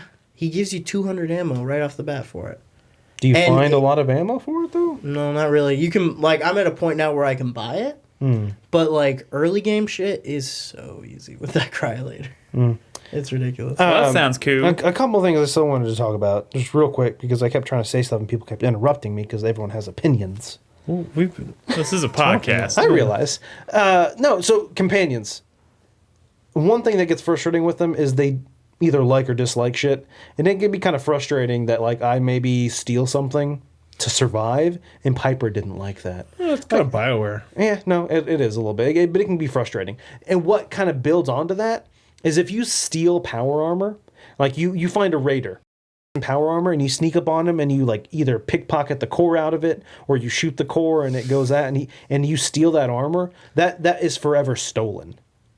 So if you ever like take it back to your base and you get in it, your companions will dislike that you're stealing it. It's really fucking dumb. Now that being said, you can find power armor without having to It steal sounds it. to me like the single lady's life is the way to go in this game. To an extent, you don't have to take it back to a base with people. You have other bases you can leave it at, but still, I think it's just kind of frustrating. I heard that- Kate doesn't care. So Oh well, it's just frustrating that Kate doesn't give a shit. that hates is when the you're case. nice. Oh yeah, See, I I don't do. like that either. Yeah. Yeah. They all have like their own things that they don't care about. But so and we briefly mentioned it, but I love the way they've changed conversations because, like, at one point, this guy came up to me. I had entered town, and he like started a conversation with me, and he was like, "You killed this guy," and I was kind of standing there, and I just walked away, and he was like, "Don't walk away from me," and I just ran away, and I was like, "We'll have this conversation another day." It is nice that you can walk away in the middle of conversations. I'm afraid I don't do that because I'm afraid like some shit's gonna glitch out and I'm gonna fuck up a quest line or Oh, something. really? Every time I've done it, like, and so it happened to me. I was doing a quest, and so your companions, if you do things that they like, eventually they'll like kind of talk to you about it. They're like, "Oh, I like where things are going. You're being a good guy, or you're being a bad person. Whatever." Yeah. But the problem is that starts like a conversation, and so with me, it happened with Nick right after I had like talked to this guy, and this guy went crazy. And so the guy starts shooting at me, but Nick now wants to have a fucking conversation with me, and it pulls me into a conversation with Nick, and this guy's just shooting me. And I'm like, maybe another time? Like, this isn't the best. And so, like, apparently you can turn off the dialogue, the interactive dialogue, so it's just all free. You never have to go into that cinema. But I like the cinematic camera. I do like that. Well, 'cause you get to see your character. Well, yeah, that's one of the main reasons. So I don't know. That's happened a couple of times. So where- apparently Piper is voiced by the reporter from season 4 of Dexter. I will be marrying her. there was a Wait, no, I won't. I sold my wedding There ring. was, There's there was something- there was a reporter in season 4 of Dexter. yeah, one there's with Jane something else Quinn. that Very girl's done memorable. that's way more memorable than that. Because I know that voice. I think I don't know. She played a very- Somebody has to check this out. I am going to call it right now. I think she's the girl that voiced Bird Girl on Birdman. Okay. I think. Somebody check that out and tell me if I'm right or wrong. If you recall, she actually played a very important role in season 4 of Dexter. But hey, not going there. This is a great time to move on from Fallout Fucking 4. Quinn. I remember I was watching that with Malia. All she did was bitch about how gross Quinn looks. How like every episode he looks even more like leathery and gross. That's true. Leather? Yeah. He did look pretty leathery. He got some sun. Oh, man. That is funny. It's always sweatier. That Dexter podcast has one. That was actually a frequent topic of discussion Really? about whether or not they're feeding Quinn on set because every season he just looked a little bit Yeah. less. But he was apparently very sensitive about that. Anyway, sorry. We are digressing very quickly. We're gonna take a break. Oh, god damn it, Nolan! Can I quickly mention something? We talked about this briefly before the podcast. I'm really frustrated with the fact that there are so many people in this game that cannot die. Yes. That really frustrates me. Because in previous Fallout games, you could pretty much... goddammit, You could kill like 99% of the people in the game. Because goddamn it, you should be able to kill everybody. Yeah. Like, there are so many people in this game, you just can't kill them. And that's really frustrating to me. Maybe they'll patch that in later. I would hope. Are we going to break? We're going to take a break. Are you? Can we, before we go to break, can we quickly talk about how awesome Triforce Heroes is? Sure. Because that's not going to be a long conversation. No, but it won't. I think that game is really cool. I agree. So Have y'all played it outside of y'all's little multiplayer sessions? No, we haven't. I doubt it holds up. No, and that's something that's one of the reasons I kind of poo-pooed this game before it came out, was when I heard that, you know, you can play it by yourself, but you have to do like these little statue things, and you can't play it with one other person. You have to do it either by yourself or two. I think that's kind of dumb. Yeah. But at least with two other people, that's all we've played it as. I've been really enjoying it. It can be really... I do dislike that you share a health bar. Because Well, I mean, I know where it's coming from. It's You're to not wrench fucking people over. You are fucking people over when you die, but then that also means that it's not like everyone can die and then you just keep going. That wouldn't make sense because you can't play it by yourself. So if one person dies, everyone loses anyway. So I understand where it's coming from. Why you share it just kind of sucks. It means you work together too, instead of just be antagonistic nonstop. Because I have a feeling we would be. Probably. So what is like? There are moments when we're really low on hearts where we really work together, and I think that's kind of cool. Mm-hmm. Or like it makes boss fights really tense like because like Nolan just can't finish him off by himself or whatever. I feel like this is the Harmony of Despair of Zelda series, right? Well, Harmony of Despair. I mean, Harmony of Despair was all these RPG layers to it. I mean, this shit was like Diablo. Well, this one has but all what do the you mean? outfits.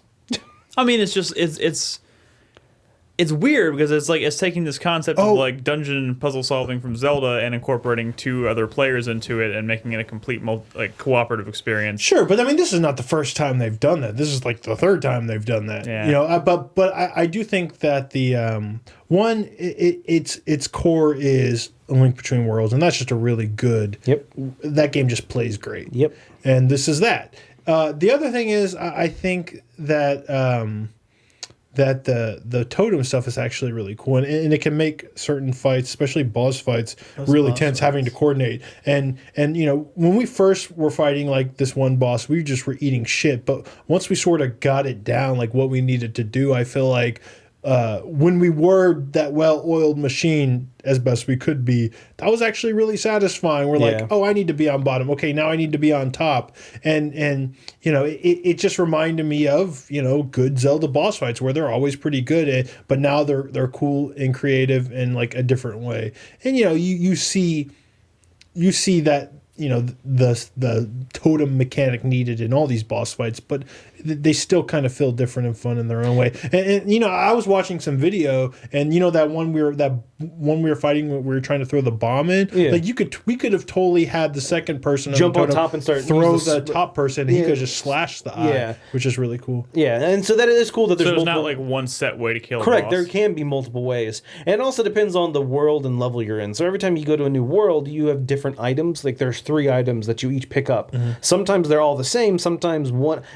I assume that at one point they're probably all going to be different. Yeah. And so that really comes into the puzzliness of, oh, only this person can do this. And so that person has to be the one that you have to get them on top. You have to throw them. You have to do whatever you have to do with them. And I can see how it might possibly be either more difficult or actually easier when you're not in the same room with them, because you kind of know... you know, when we're all together, it's kind of like, oh, well, let's just do it. Let's fucking do it. Just do it. But, you know, you can't just do that. Like, one person has to be the one to do it. So I don't know. And I like the whole, the specializing of getting, like, outfits and stuff. Like, in this footage, I'm using this one outfit that gives me, when I have the bow, I have 3 shots instead of 1, which is really useful. But the problem is, to get that outfit, you have to gain certain items, which could potentially mean replaying worlds. Could be a little grindy, but it does seem like there's a ton of levels without having to replay shit. Like there seems to be a lot of levels, but I guess maybe there's what, like 64? I think there's quite a few. Yeah, there's a lot, and this game Does every can level be have quite... its own boss? Every like world has a boss. I think there might be like mini like bosses. couple bosses. Yeah, there's like a mini boss Every and then like a world, big boss maybe. Yeah. I will say though, the best part of this game are the the adorable like Zelda emojis you can like tap on the bottom screen. Oh yeah. What? Well, there's just like these. So because you play it online with people in a lot of instances, you can't. There's no any sort of communication. So they have these little emojis that you can do. That it's like over here, like a sad one, like a happy one, like one that has like pom poms that goes back and and forth. one that's like no. Yeah, And we're just doing that to be annoying, and that's what kind of makes it awesome. I don't know. it is fun though. It is. It's fun. Do y'all ever have problems keeping track of which character you're controlling on screen? Not really, just mainly because they're each a different color. Because the Sometimes camera's it's and also called the, totem. the camera's following. when your you're when you're character. all when you Yeah. are totem up, that might be a little confusing as to who's where because it's hard to see. Yeah. But yeah, the camera's always centered on you. You're always the center of the screen in your game. Yeah. So yeah, It's fun. I hope we get to play more. no, I definitely want to play I'm more. sure we were actually going to replace it a little bit more today, but it didn't work out. So maybe next week. No, definitely next week. Definitely next week before the podcast. Look for that. But for right now, we're going to take a quick break. We've talked about Fallout 4 a lot, so we're going to come back. We're going to cover the other game we want to talk about this week, which is Rise of the Tomb Raider. Yep. Brad and I have been playing that. And then there's actually been some pretty exciting news, I think. Interesting so. news at the very least. I think so. That we'll talk about, and we'll do community and all that good stuff. Yeah, And so I guess don't leave. Stay right there. I'll be here. Keep your butt in your seat. We'll be back.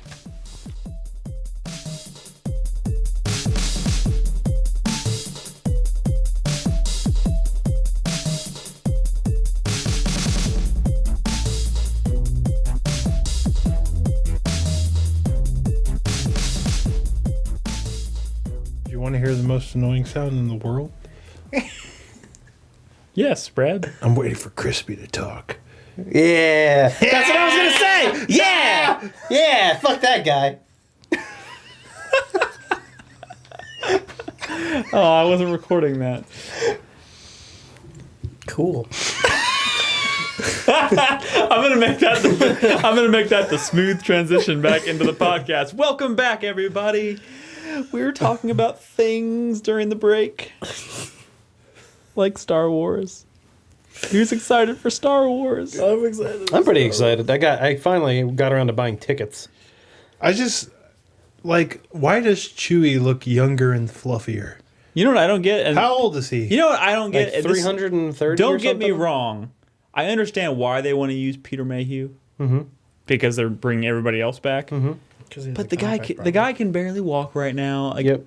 It seems like it's almost like What's the point? I don't know. When they were showing that behind the scenes stuff, he looked pretty spry. I think he had a glint of youth in his eyes. Dude, I being have- back in the Yeah, suit maybe was- being back in the Chewie suit. I would be man. willing to bet that they use him for scenes when Chewie's like piloting the Millennium Falcon or something, but Yeah. when he's like doing like actual like moving around or using that's- someone else.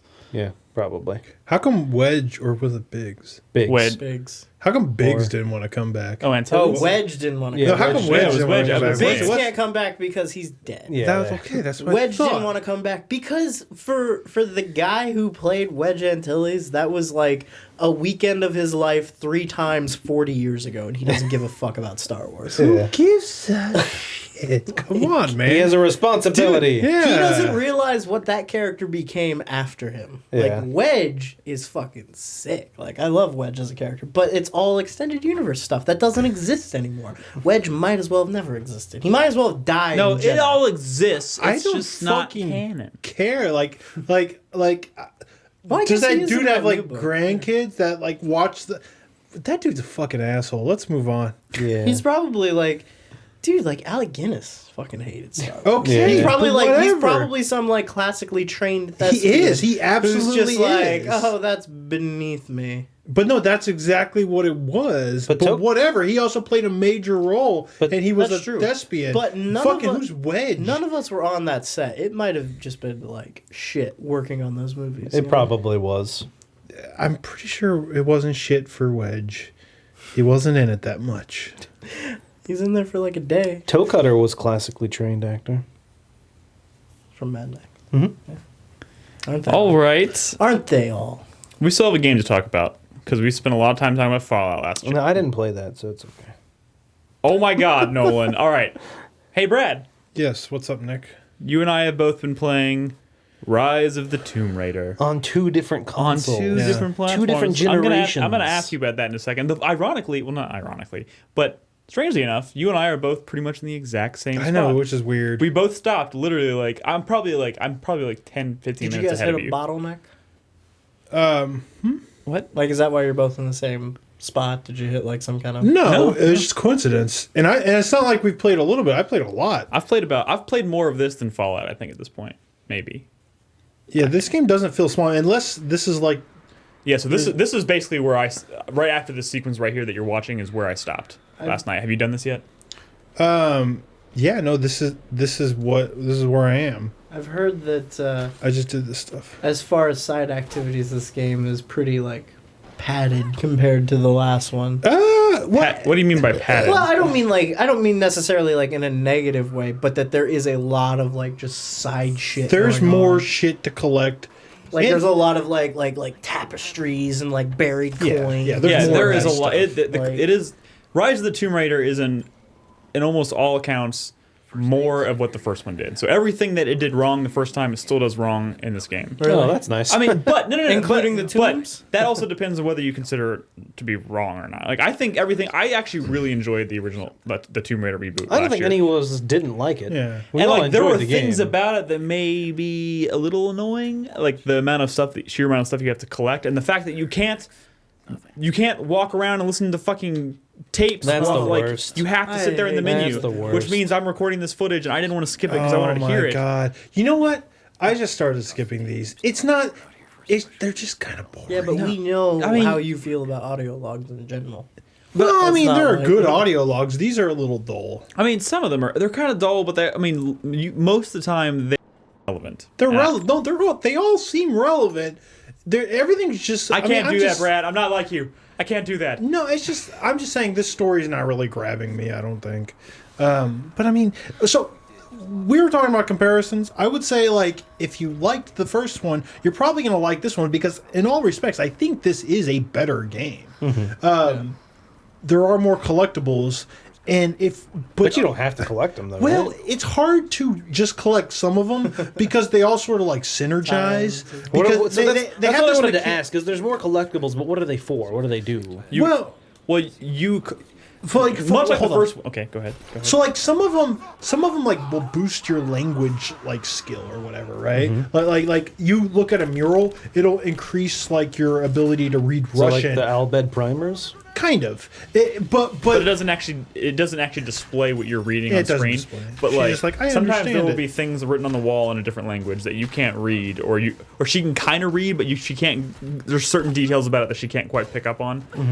So every time you read like a note or something that features that language, it'll improve her language skills. So that when you go back and read that mural, it'll tell you where you'll find like secrets and shit. Okay. but like those secrets feed into other secrets. Like okay, now I found this mural, which increases my language a little bit more. So now I can read this thing that I wasn't able to read before, which points me to a location that might have a map that shows me where these coins are, and they all feed into like systems of where you can like And of purchase course, stuff. but everything is ultimately leading to a point where you're getting things that will then roll back into your character because you're upgrading her survival skill, her hunting skill, and her fighting skill, and all that stuff. So you're upgrading weapons And that stuff is and useful. things like that. The And other thing that I think is a lot more fleshed out in this one is the mechanics that are tied to survival and like scavenging, like the stuff you're actually like making your arrows this time around. And I don't know if you did that in the first one, and you're like making your bombs and stuff like On the that. fly. And that is a lot What do more you- what fleshed do you out. make It's them very with? Last of Us-y. Well, kind of. you'll With find stuff you find in the environment? Yeah, you'll find exactly. like bottles and cloth, and you can mix those together. Yeah, for so it's like Molotovs. Last of Us almost, But to you an have to do it extent. in the fly because when you create the bomb, she holds it until you Oh, throw it. so you that's what don't- happened earlier. Yeah, okay, so you I don't see. create it and store it. Like, Oh, so like interesting. you'll have to like if you're in the middle of a firefight, you can look for a bottle, grab the bottle, and while they're shooting at you, like make it and then throw it. Interesting. It's a lot more fleshed out this time around. Where in the first one it was like, oh, it's all about survival, and in the cutscene she killed the deer, but you don't really need to kill deer anymore because all you get is a little bit of experience. But in this one, you get like the hides. It's very like Far Cry, for example. Yeah. And now I can carry more resources, and those resources I'll use to like make other things. So you're actually it's just more fleshed out. You're this time upgrading your around. like satchel, your quivers, things like that. So in a sense, they took some notes from Far Cry and they've injected some of that into this game. But this part you're about to see right here is where I think the game really stands apart. Ironically, in a game called Tomb Raider, the tombs, which they promised there were going to be more of in this game, are optional. For the most part. I mean, obviously there are quote-unquote tombs and things that you're going to do that are tied into the main story that you will be doing. But like the vast majority of the games, of the tombs in this game, are optional. They're tucked away. They're hidden. They're in some cases hard to find. And they're way more fleshed out than just about any tomb that was in the previous game. I don't know about way. Dude, about 3 out of the... I've done, I think, 5 tombs so far. They take longer to get to, I'll say that. But 4 out of the 5 of them that I played are probably twice as big, at least, than the biggest tomb I can remember playing in the last Tomb Raider game. The tombs in the last Tomb Raider game were so inconsequential, they practically weren't even really like that involved puzzle-wise. But these, like the puzzle you're about to see right here, I actually got stuck on for a good 10-15 minutes. So I apologize for people watching. I got a little stuck on this one, but for me it might have been because I'm playing the 360 version and it's not as high fidelity. I mean, it looks kind of butt. It runs fine actually, but it's like a, it's hard to go back and like it doesn't even look like a AAA 360 game. Really? That would have came out like interesting in the downports are just kind of rough, They are. Like what I'm saying is that think about something like GTA 5 or Last of Us or even the first Tomb Raider that came out on 360. It doesn't look that good in terms of like textures and stuff because downports are kind of rough. And that's what happens, like it's not a quick, easy fix, like this was a game that from the ground up was designed to, look beautiful on an Xbox One. There's no easy way to make that run on 10-year-old hardware. There's just not. Yeah. Especially once the game is already developed. So it doesn't look great, but well, at least you can play it if you don't have an Xbox One. No, I mean, see, that's the thing. Like, if you don't have an Xbox One, if you don't want to buy an Xbox One, I mean, there's not a ton of reasons to. If you have like a PS4, I would say this is one step towards, legitimizing incentivizing the purchase of an Xbox One. Probably not all the way there yet because I think they still need a few more exclusives under their belt. But this is definitely, I think, a strong argument for getting an Xbox One, maybe. Yeah. Now, as far as the what Nick said on the tombs, I mean, I do agree that they seem more than they were in the last one. But I would say like the more mostly comes from like they really take you off the beaten path sometimes. Sometimes you go way deep into the earth. Like this tomb right here, I'm not even to the tomb yet. Exactly. I'm just getting to it. But they're still not they're usually still like one big puzzle. Is the path to the tomb not kind of included in the tomb itself, kind of, you know what I'm saying? I mean, just that was part of the puzzle probably, when you as a get there. developer, that was probably the way they looked at it, was like this giant path to the tomb is part of the tomb. And some of the pathways getting to the tomb are fun. And then you have this like great moment where you get through all these pathways and obstacles, whatever, and then you walk out and you're like, okay, this is the tomb, and you realize you're in this big open area, and you can see like clearly there's a puzzle here that needs to be solved, and that's a cool feeling. And what I love about them so far is that one thing that like leading up to the release of this game, the developers were like, we heard your complaints. There's gonna be way more tombs in this game, and there are. I'm about 30% complete with the game according to my system stats, and I've done about 5 so far. But I read on a message board that there's 2 more tombs. 2 more? There's 2 more tombs in this one versus the last one. Really? Oh, but they're all more really. Yeah. But the last one, okay, I don't know, because every every area that I've gone into so far has had at least two. That might be counting the DLC as well, which had 2 more extra tombs. But from even then, the last tombs one. in the last game were also Those are like tiny Pretty one tiny. room fucking. You do like 2 things and you're done. these are more involved, and what I love about them is that everyone is kind of different. Like there was The one, locales and stuff. there was like a giant shipwreck that was frozen in the side of a wall, and like an ice cave, Yeah. which is pretty cool. That was cool. And then there's this one, which is like an underground Russian mine, which is really cool. But like they all feel a little bit different. So there's always that one thing I know Brad's gonna talk about, and it bothers me too, is that they notify you when you're getting near a tomb. Like it says optional tomb nearby. Which kind of takes away the thrill, the magic of That is trying my to only stumble real across problem it. with this game as well, is that a lot of those HUD elements you just can't make go away. I just And feel- it's just flashing in your face, like challenges, fucking kill 9 more laptops, headshot, plus 20 experience. I mean, it would be so nice if I could make that stuff go away. It's And really frustrating. You can turn off the like the glowing hints for puzzles and shit, which I is did nice. immediately. I did too. Which is cool. But there's something else I'll bring up that's kind of related to that here in a second.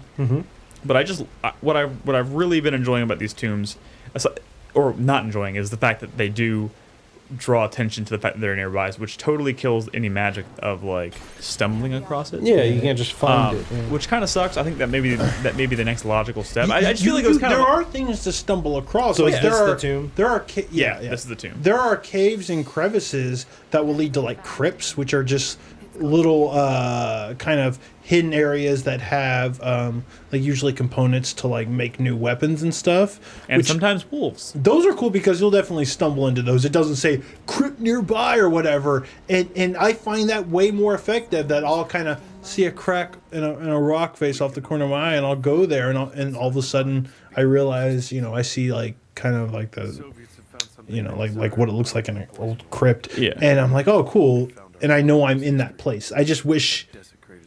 Here's what I will say, and I wish it was like that for tombs, because think about how much more rewarding that would be. I agree, but here's what I'll say about the tombs. And at first, I was kind of turned off by the fact that the tombs were optional. And I think a lot of people's gut instinct is to be like, "Why are they optional in a game of called Tomb Raider?" Here's the thing: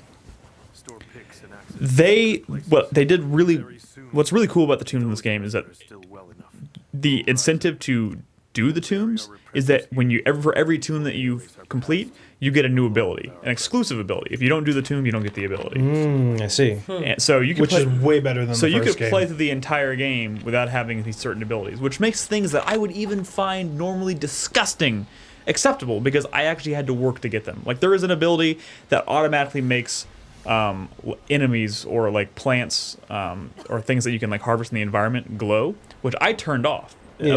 That turned off, but there is one that automatically gives you don't even have to go into your like whatever they call it, vision mode or whatever, where it highlights everything. Yeah. Your bat vision or whatever they call Yeah. it. You normally have to push down on the thumbstick to see all that stuff. I turned that off, but you actually eventually unlock an ability, or survival instinct. Thank you.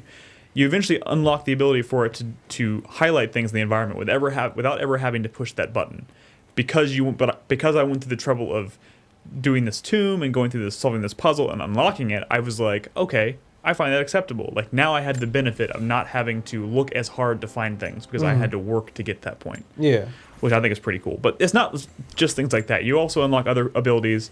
Like one of them was the ability to quick fire a second arrow, Which is without cool. ever having That to sounds like cool, pull yeah. So And it's cool because you actually see her, once you get that ability, you see her She's holding a second that arrow. arrow in her hand, which yeah, is cool. and it makes things like hunting, like, because when you shoot a deer, rarely, unless you shoot it right in the fucking forehead, like it's not going to die on the first hit. So you can literally fire a shot and then immediately fire another one and just take it down immediately. Same thing goes for like human enemies, and Nice. that's pretty cool. So like every time I go into a tomb, I'm immediately like, okay, what the fuck? What's the ability that I'm going to unlock here? And Yeah. that's kind of the driving force. So I really like that. I just wish it wasn't necessarily as telegraphed. Like, oh, there's a tomb nearby, go look for it. Like that's kind of lame, but they are pretty significant, and I like that. I want to see more tombs, because I agree with Nick for some of the tombs that they are way more involved than the last game. But out of the 4 or 5 I've done, 2 of them were really, really like not much to them. Like the one, like that ship that was kind of hanging from the side. Well, that was cool. that was the first optional one, and that was practically not optional because they take you right next to it, and I feel like that was like the tutorial for showing you that there were optional too. Well, that was almost something, but the one that you did in that really cool looking wind temple, and like the lead up to that one was so long, you know, and it had a lot of like platforming and stuff, and the outside of it just looked so fucking cool. And I thought I was gonna be like, dude, there's gonna be like multiple puzzles in here and shit, and like it was all about like it was one puzzle to open this door, and once you opened it, the chest was right there or whatever. Not the chest, to be fair, that actually stumped me for a few minutes. Yeah, but I mean, I just like just make a game like Tomb Raider 19, like make a Tomb Raider game like the original Tomb Raider game. I don't think it's ever gonna happen, Brad. But this stuff is good. Everyone says they want this stuff. You know, it's not like the combat is why anyone comes to this game. I mean, it's fine. Dude, I think that's the only reason that Tomb Raider is making a comeback is because they injected some Call of Duty into it. Making a comeback might be they might be done with their comeback. Can I ask you a question? Huh. Yeah. So I was talking to somebody else who's playing this game, and he had expressed frustration over the fact, I don't know, maybe he's dumb. Maybe he has. Let me stop you right there. He's dumb. I don't know. So, I mean, there are some, and I use this term loosely, but some very light, like kind of Metroidvania things going on where like you're getting new abilities and equipment that you can take back to previous areas to access new things. Specifically like tombs and shit like that. This guy, this coworker of mine who had been talking about this, had said that he was kind of like pissed off about it because he would spend a while like trying to figure out, like he'd see a tomb on his map, he'd spend a while trying to figure out exactly where the entrance is, trying to get to it, get all the way up there, only to realize like, oh, I don't have this thing that I get later in the game that I need to open it. Like, nothing seems too drastic. Problems like it, like telegraphing like what you need to do certain things. Well, when you find like a door or something like that, it'll tell you need Big this to open flash it. screen. You don't have the equipment.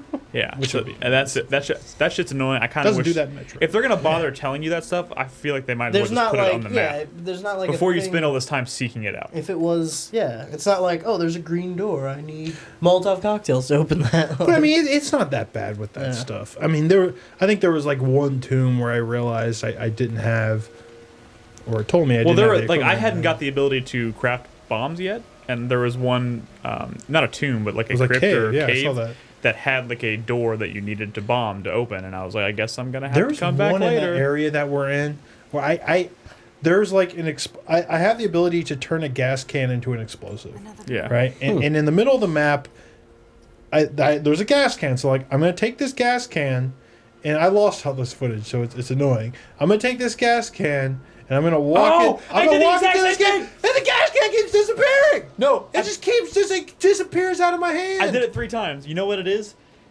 So these open areas are actually broken into segments. You can tell usually when you get to a new segment because you see a new base camp, right? But there's actually like invisible walls between these sections. You can't see them. They don't do anything. But if you try and carry something from one how do you get into the in next, there? you don't. How do I get into that cave? There is something else in that area that you have to find to get it. Really? Where is it? By the way, remember that giant mine area that I was started climbing before I went in here? This is what's crazy. That area is so twisty and turny and so dense with stuff. Yeah. I spent almost an hour and a half Yeah. in that area, like just climbing to the top and kept getting distracted by, oh, what's over there? What's over here? And doing all these things. Like, it took me like an hour to climb the distance and get to the next story element because I was just like so distracted. And I think that's pretty cool. Like, this is not an open world game, but it's open in the sense that they have big open environments, much like the first one, but they are bigger and they are denser here, and that's pretty cool. But it's still not this is not the open world Tomb Raider game that. No, it's very much the same structure. This is still not the open world Tomb Raider game that people thought we were going to get before we even got the reboot. They were like, "Oh my God, they're making open world Tomb Raider." It's not that at all yet. But I feel like it's cool. It's still like another step towards that, maybe. But it's good though. It's good. I told Nick my dream on Tomb Raider. It's like just cut all this crap about this survival story and having to fight lots of dudes. There were some areas like the fucking prison area that was just rancid with dudes. Rancid with dudes? Rancid with dudes, man. And they have to have these parts in these games to make them appealing. But my dream game is to have like a big open world like Shadow of the Colossus. And your goal is to find these, instead of finding the Colossus, or just finding like tombs. And each of those tombs are on the level of like a level from the original Tomb Raider, where you go in, there's like multiple puzzles, it's all about traversal, it's like dangerous to get around, like, and that's the game, man. I told Brad that's never gonna happen. But why fucking not, man? Why not? This, who you doesn't are want looking that? at the face of Tomb Raider now. This is all Tomb the Raider. fucking fans of this game said they wanted more tombs, and then they listened. I think you're talking about all the fans of this game who were fans of the original Tomb Raider. This game appeals to way more people. You fucking wanted that too, and they listened. A lot of people were saying they wanted more of that kind of stuff.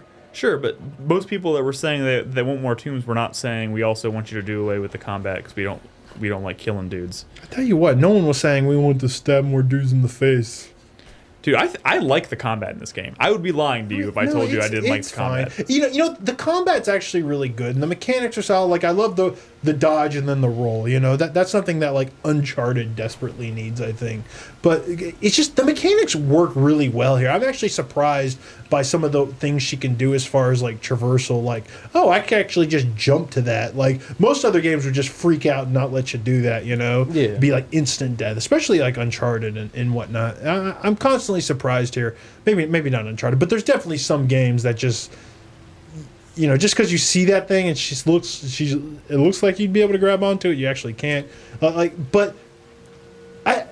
think the reason combat's a little dull is because the things you're fighting, at least up to this point, are just never that interesting. It's just dudes with guns. Literally I also think dudes with guns. Also, I think there just might be a little too much of it. But hey, yeah.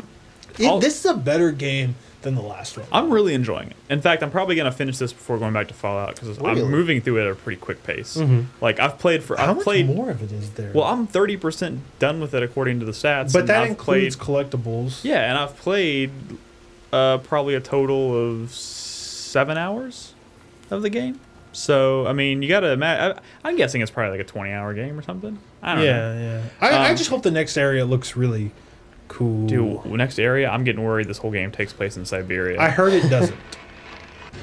Okay, that's good to know. I heard it's not. I heard it's not all snow. Don't say anything else. And also they changed Laura's face again. Face again, and it looks good. Every game and revision of game, they change her face. I mean, like it's not like super noticeable, but like. It's so weird though. Her character model looks great. I mean, on the Xbox One version, it looks great. So I mean, but it seem a little weird that they seem obsessed with changing her face? Well, are they obsessed with it, or every Tomb Raider game has a different face for Laura? Every Uncharted game has a different face for Nathan Drake. That's true. There was a lot of Tomb Raider games. They changed her face from the 360 version to the definitive edition to this game, and that's the same, more or less the same series within a few years of each other. Like, what are they doing? They're chasing perfection. Strange. They're trying to build a character here. Maybe we'll identify it a little more if you stop changing the way she looks. That is true. All right, let's move on. We got some news to talk about this week. Because there's some big stuff. Brad, would you like to go first? I know there's a big thing you want to talk about, right? I'm guessing. I saw the... Well, yeah. No, well, that's Crispy's topic. Oh. Dick. Well, there's a lot of news. It was hard to kind of, I guess, fit it into the format that we usually follow, I guess. I wanted to bring up that... Why is it Crispy's topic? Why can't we just talk about stuff? Yeah, we're just going to talk about stuff. But I would like to open with Nintendo Direct, which take ties stuff into yours. away from me.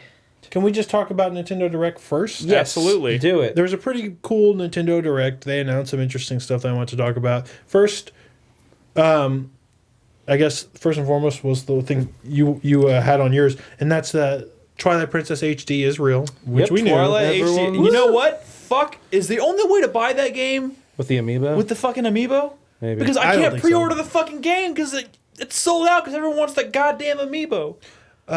I really like Twilight Princess. I love Twilight Princess. I never finished it. I am... Really? You know what? I've also never played the true version of it because I played the Wii version. Well, this version, the screenshots have him left-handed, which means I think that It's the GameCube version. that's the GameCube Which is version. the true version, right? Yeah, well, that's the original. Well, I think it's going to be... Okay, so here... I mean, a couple things I want to say about the only reason they swapped it in the Wii version was because of the Wii remote. Yeah. Yeah. So Well, I'm sure the Wii remote stuff is They probably have- still going to be there, I imagine. Probably. You probably have options, which is why I want Metroid Prime HD, so I can have options. Oh God, you're right. We're still playing on a Wii. Yeah, we are.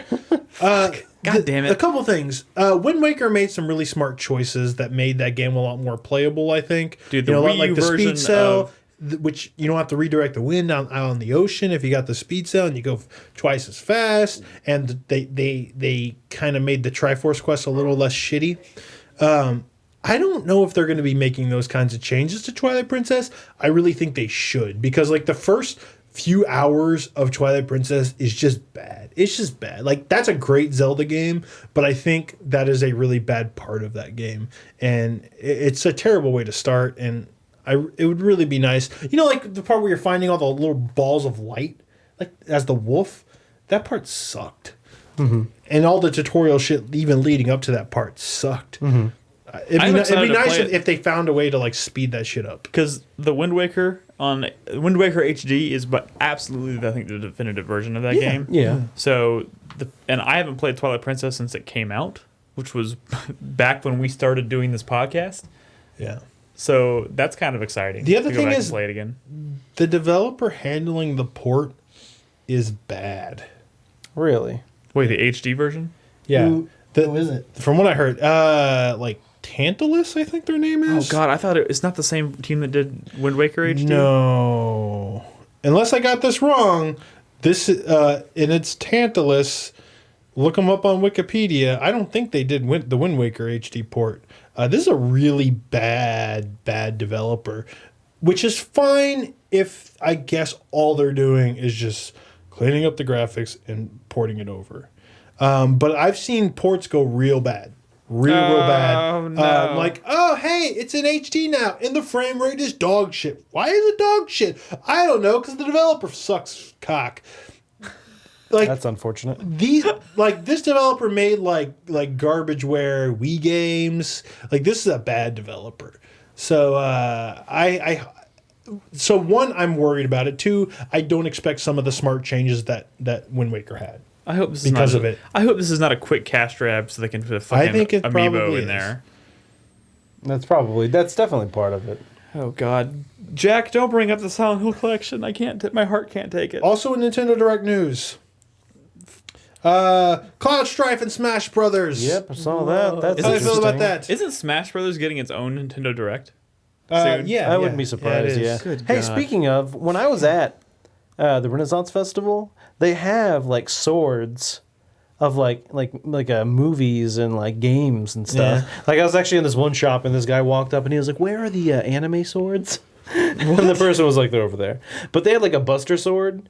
It wasn't obviously a real life Was like, it? Is it scale the Buster sword. blacksmith? That, Well, there's multiple like blacksmiths or shops that sell swords. That wasn't necessarily a blacksmith, but they had like the Buster sword from Advent Children as well.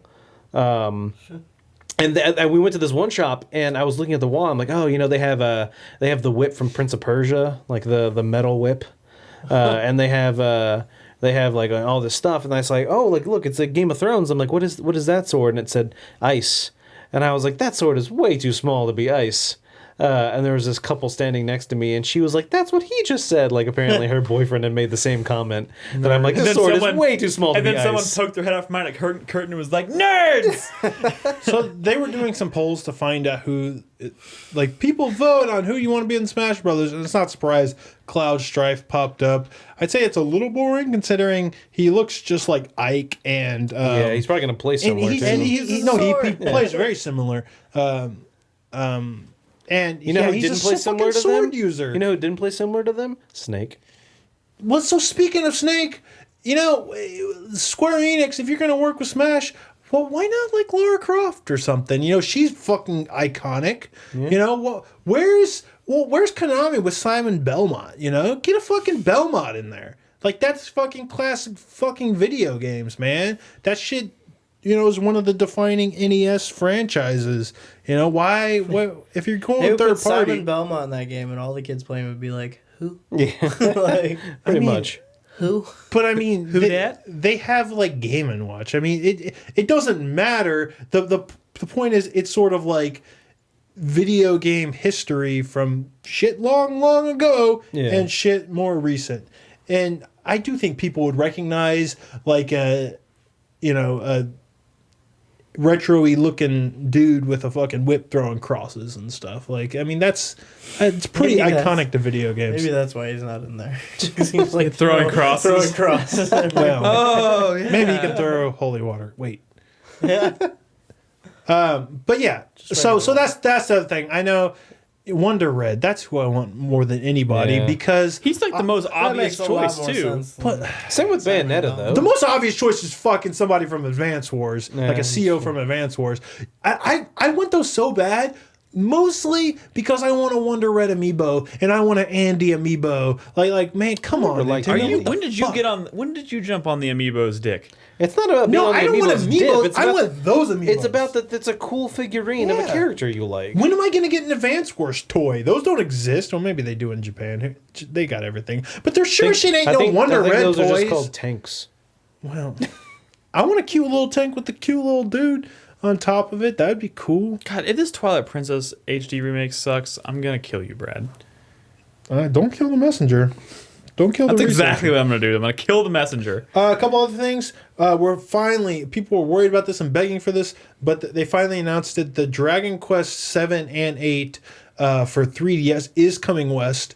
7 specifically is kind of cool because that is like sort of like a straight up remake shit timing, with a though? relocalization of Dragon Quest 7, which was kind of rough on the PlayStation 1. The thing is, we're gonna be starting Dragon Quest 8 in no, January shitty for the Revival Club, and I'd like to be able to play the DS version. Yeah. But apparently it's not coming out until late next year or something, or mid next year, somewhere around there. Yeah. Point is, I'm still going to be playing the PS2 version, I guess. The last thing I want to mention about the Nintendo Direct is that, I mean, they mentioned some other stuff, but the one I want to bring up is that they kind of clarified how they're going to release Fire Emblem on the 3DS in the West. So we've known that this is sort of a... have y'all heard about how Fire Emblem has been out in Japan? Yeah. The new one for the 3DS, Correct. Fire Emblem If, or whatever, right? If There's two versions of it. There's like Conquest, and then there's like Bloodline or something like that, right? It's kind of like this Pokemon, two versions kind of thing. But they're actually, after a certain point in the game, the stories diverge completely. Like you choose, it's like Fire Emblem Birthright and then Conquest, where you're like an adopted child, but you're like stolen. Like when you're a baby. And at a certain point in the game, you choose if you want to side with your family that Raised you or birth your family. birthright family. Interesting. And it completely changes the story, completely changes the characters you get. And they're selling those two versions of the game, depending on what you would choose, as separate games. And then there's a third like version that you download, like a third storyline that you download. The thing is, if you want to play all that, they're selling like a special edition that's $80 for a game that's probably like 1.5 Fire Emblem games, maybe. Like if you take it all considered, but there's been some pretty long Fire Emblem games. Like Fire Emblem 7 had a lot of these modes, and that was not $80. This, I mean, it may seem at a first glance like a lot more content versus Awakening. But this is still them kind of gouging. And people are going to really want to get the whole story, and it's going to cost a lot. they're hoping and praying that most people aren't privy to that comparison. Yeah, it's frustrating. Like in Japan, you would buy one game, and what you do is you could download the other campaign. Yeah. And I think you still have that option, but if you really want all three routes... you have to spend the $80, I think, or that's like the smart thing, which I might be doing. It's just frustrating, and I know people are saying 3 routes is not exactly 1.5 Fire Emblem, but think about Fire Emblem 7. That's one fucking game. Just because Fire Emblem Awakening didn't have all these different routes, or the last couple, doesn't mean, I don't know, whatever. I know only certain people would care about this, but I find that really frustrating. But hey, what are you gonna do? What else you got, Brad? No, that's it. Well, the other thing, I mean, you didn't have anything specifically, right, Nolan? The other thing I briefly want to talk about before we talk about the big news is that, I mean, Tomb Raider kind of bombed. Well, imagine that. It launched right alongside Fallout 4 on a platform that is losing the console race right now. Yep. Yeah. So all we have are the UK numbers, but it did significantly worse than the last game. And typically, when it comes out to a AAA game, like a sequel, usually does better. They gotta know they were shooting themselves in the foot by releasing on the same day. Well, as Fallout. you're saying it did worse. Are you saying it did worse than what it did on the 360, or what did worse than what it did on the 360 and the PS3 combined? No, I mean, you take that out of the equation, and it still did significantly worse. Okay. Yeah. Less than 60,000 units in the UK. Wow. Yeah, and that's 360 and Xbox One version combined. Well, you know, And I don't know any British people that like Tomb Raider. So. Wait, But see, that's the thing. Like, Tomb Raider did the best in Europe. The last one did the best in Europe, especially in the UK, because it's developed in the UK. They fucking love Tomb Raider. Like that's the like Jack. Yeah. Exactly. They all fucking love Tomb Raider. Hey. Comparison. Jack loves it, like, basically all of them love it. In comparison, Fallout 4 did about 500K. Nick got that I was making a joke. Yes, I got your joke, Crispy. In comparison, in the same time, Fallout did about 500K. 500. 500 in the UK. I mean, Fallout is to blame. Is there 500 people in the UK? Sorry. Fallout is not to blame. You don't blame the other game. You blame Microsoft. Yeah.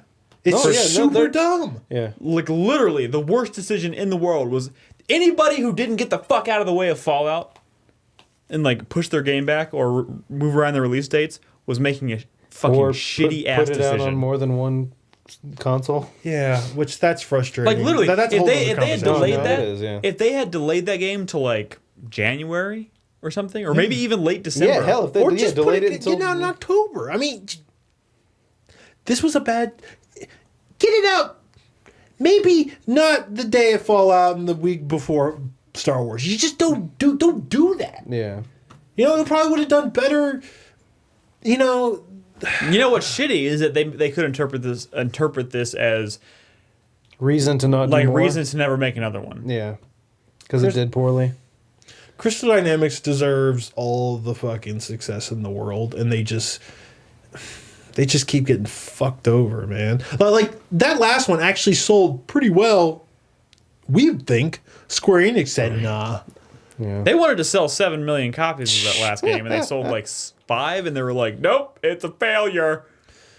Well, not a failure, but, you know. But I don't see how this one can be considered. I mean, and I don't think it's like 1 year later when the PS4 version shows up, or even the PC version. I don't think that's going to really turn things around for this game. Most likely not.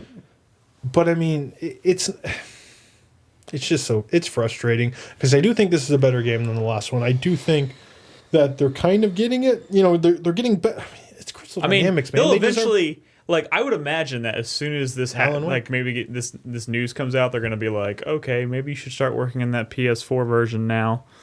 No, I'm sure they're pretty much almost done with it. They're trying to, Microsoft paid for this timed exclusive, so. Honestly, I wouldn't be surprised if the PS4 version came out and it was better. Like, they'd fixed issues and stuff like that. You know, I wouldn't be surprised. Yeah, it's possible. I mean, the game doesn't have a whole lot of issues, like Well, I'm not technical saying it issues. does, I mean, I'm just saying. but I mean, you never. I mean, I think the definitive version of the last one on the PS4 is probably the ideal version. Yeah. I mean, those UK numbers aren't great. Believe it or not, like, the Xbox does well in the UK versus the rest of Europe and the rest of the world. With the last Tomb Raider game, it sold in the UK. It sold better on the 360, even though Europe loves the PlayStation. So to see the 360/Xbox One version of the game do so poorly with this new one is such a bad sign. It's such a bad sign. I don't know. I mean, the funny thing is, it's never has it been more obvious as to why this is the case. Sega once The moment they found out the release date for Fallout 4, they should have been like, well, we're pushing that back. It's almost as bad as Sega, who finally, it's like we were waiting. Come on, Sega, do it. Oh yeah, Yakuza 3's finally coming west, man. The series is back. We're gonna get all the Yakuza games.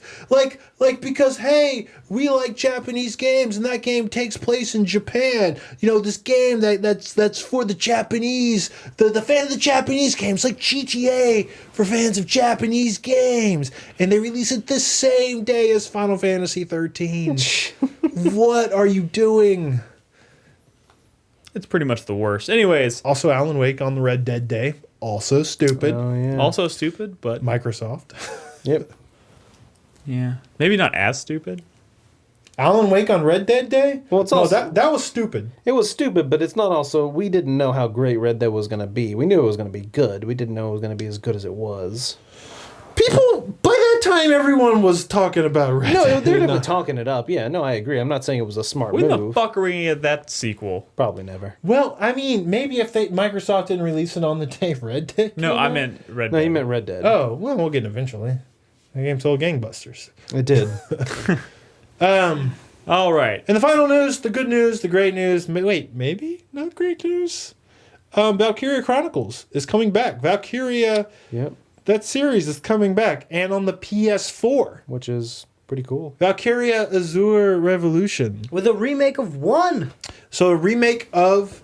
Is it a remake or just a port? Or it's a definitive, Yeah. whatever you want to It's call a it. you shut your face. It's an HHD Oh, one of version. those. It's Valkyria- HHD version of Valkyria Chronicles on PS4. Which Coming was to PS4, which is is one of the only games to ever be unanimously picked as our game of the year, Yeah. I think. And also, you can get it today on PC for $5. But hey, some people like to have their console version, and that's good news. So let's talk about this new one. We're talking about Not Valkyria Chronicles 4. It is a Valkyria game coming to the PS4. Mm-hmm. I'm excited, Obviously. but one is developed by Mediavision, which they're a really solid developer. They did all the Wild Arms games. They actually did Valkyria Chronicles 3, which was kind of a more of the same type game. I was ultimately disappointed just by how much regurgitation there was from the second game, but it was a good game. And they're not a bad developer. I think they do like the Chaos Rings games which is a pretty like fancy Square Enix RPG for mobile. Mm-hmm. It's like Final Fantasy on phones. It's those are well reviewed games. I mean, like Mediavision is a solid developer. This new Valkyria Chronicles game, Valkyria Azure Revolution, is not a strategy RPG. It is an RPG. Oh, really? I am suddenly far less interested in that game. This I'm almost more interested in it. Really? what? Okay. So it doesn't have it has real time combat. If you look at pictures, there's There's screenshots already? yeah. Oh, I didn't even know we had details. I thought they just said I there's a new game tweeted a bunch of them today. I mean, it's like scans from Famitsu, but you can see stuff.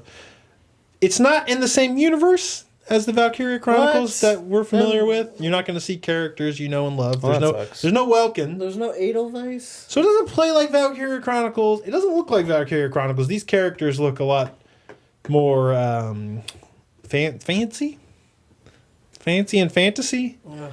You're not seeing a lot of Fantastical. soldier uniforms. And, You're losing me, Brad. You're losing me.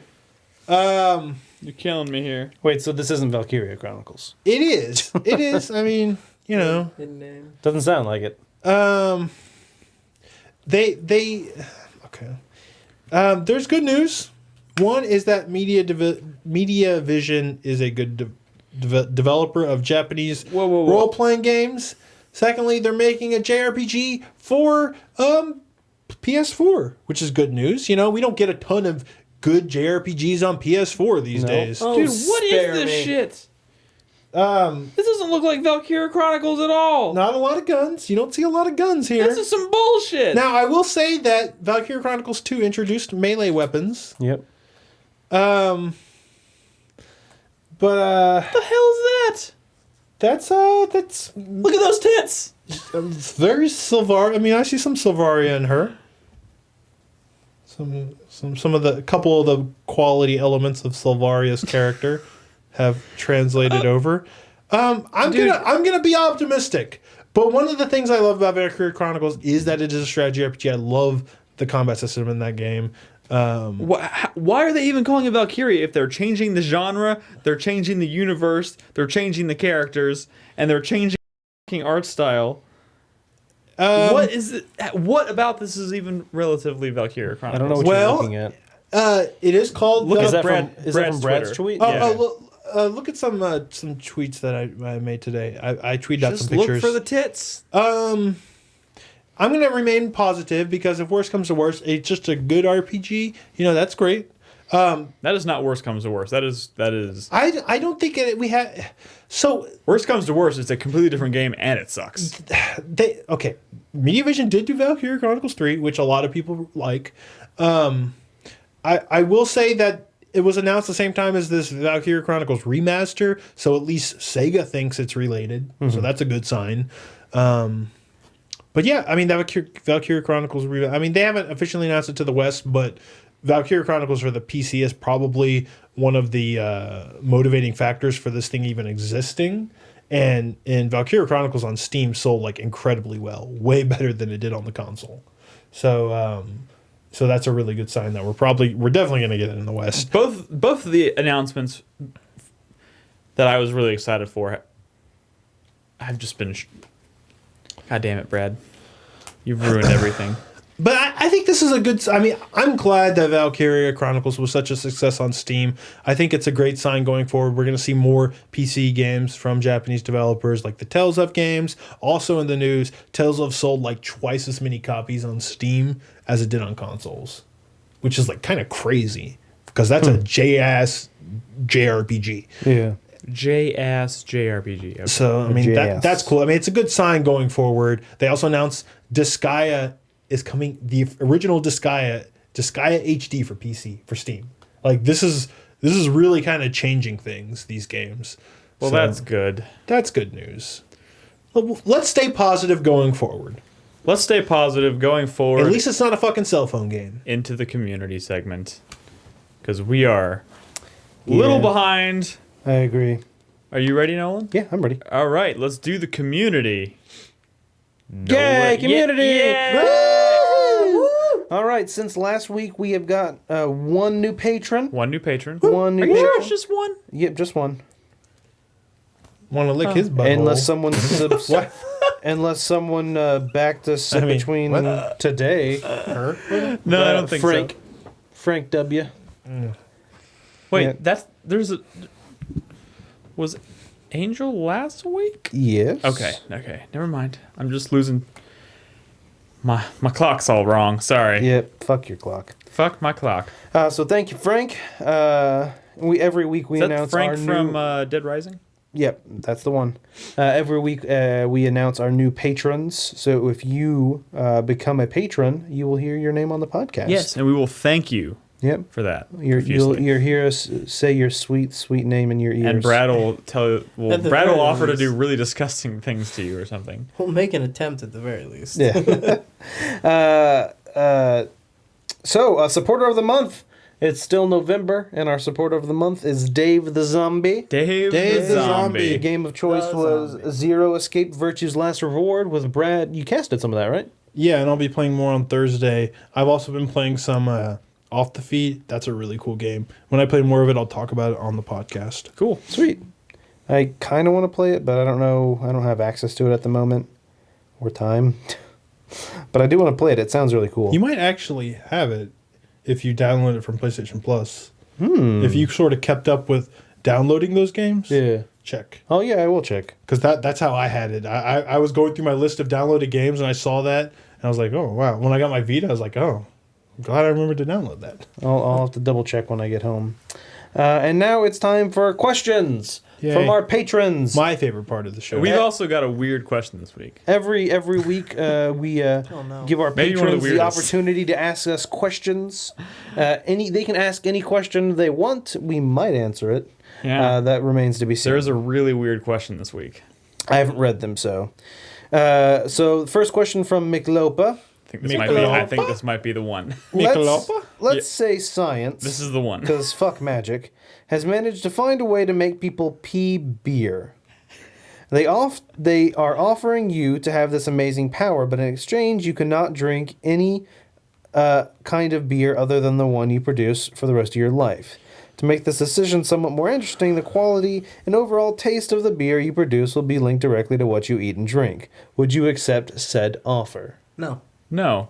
No. No, I would Because not. there's only one kind of beer that I really drink, which means I'd have to only eat like one thing. I'd have to eat everything to figure out what is closest to that, But it's free and then beer. only eat that forever. But then You got also free you beer could, you could forever. fucking sell that beer. I already am paying for beer. It's not like a huge like burden on me because I don't drink every. but you single could fucking bottle day. your pee and sell it. No, my answer is no. Also, I'm not playing God on this one. No, no pee beer. like, Can it be root that beer? I feel like that's.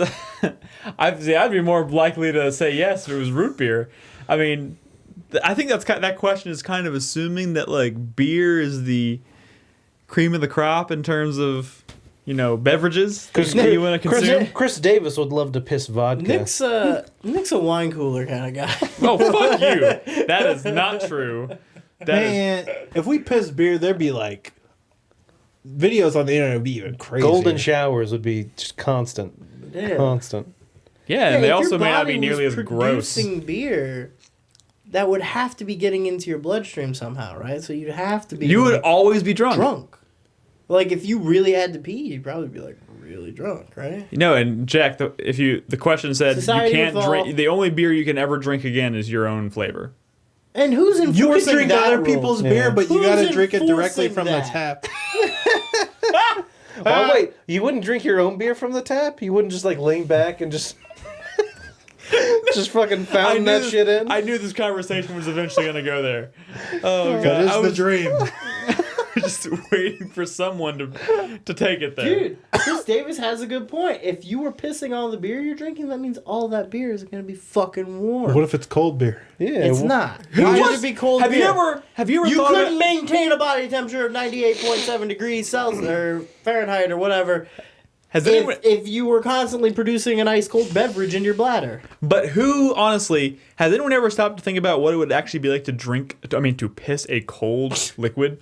That'd be nice, probably. No, no. Just think of the shrinkage. The interior shrinkage. All right. All right, next question Good from question. Alexander B. Does Japanese dialogue make you cringe? Oh, yes. It depends. Yes, It depends, yeah. every time, because Racist. I don't have time to like watch subtitles. I know them. Oh, you're talking about anime. I'm a heathen. No, but even like in video games, it's the same problem in video games as it is in anime because the animations of what they are saying is linked to the Japanese words, which for whatever reason. Japanese is just much more verbose, it seems like, than English. Like, they just take a long time to say something. Mm-hmm. So, when they switch it over and they have to they have to localize it and they have to match it up to the animation that's already there, they end up talking forever, and it doesn't make any fucking sense. All right. I'm Well, gonna say is that no. what he's referring to specifically in the question? That's all the words that are there, so I have no He idea. says, "Does it make you cringe?" yeah. Chris's So, answer no. is yes. My answer is no. Personally. Not all the time, but every once in a while, there's a line that comes along that's just like, I understand what you're working with, but that was No. still bad. Like, I know what Brad wants to say. I thought he was talking about like writing in Japanese games, but I don't think his question was that. Yeah. And next question. Come All on, right. guys. Next question. We got a snappy snap. snippety snap. All right, Caesar asks best game console ever? Question mark. Obviously the PlayStation 2. You know what? Maybe the PlayStation 2. Yeah, if you're going Dude, if you're that going was based on like- library, PS2 all the way. Or maybe PS1 or maybe But if you SNES. want to also, I'm just saying if like kind of rearranges if you could only play using one console the rest of your life. no, Oh, no, but that's not no, fair. no. The PC. go fuck yourself, Crispy. See, that's Go fuck true. yourself. He's got a point. Yeah, to an extent, but I think he was talking about console. Yeah, the not question PC. is consoles. You son of a Original bitch. libraries, though, only. And Yeah. we're not including current gen, because I feel like the PS4 has the potential to maybe one day be looked back on. It depends on what the library looks like at the end. All right, next question. PS1. Whiteborough asks, "What do you all do for a living besides 4PP?" Uh-oh. If you want to answer.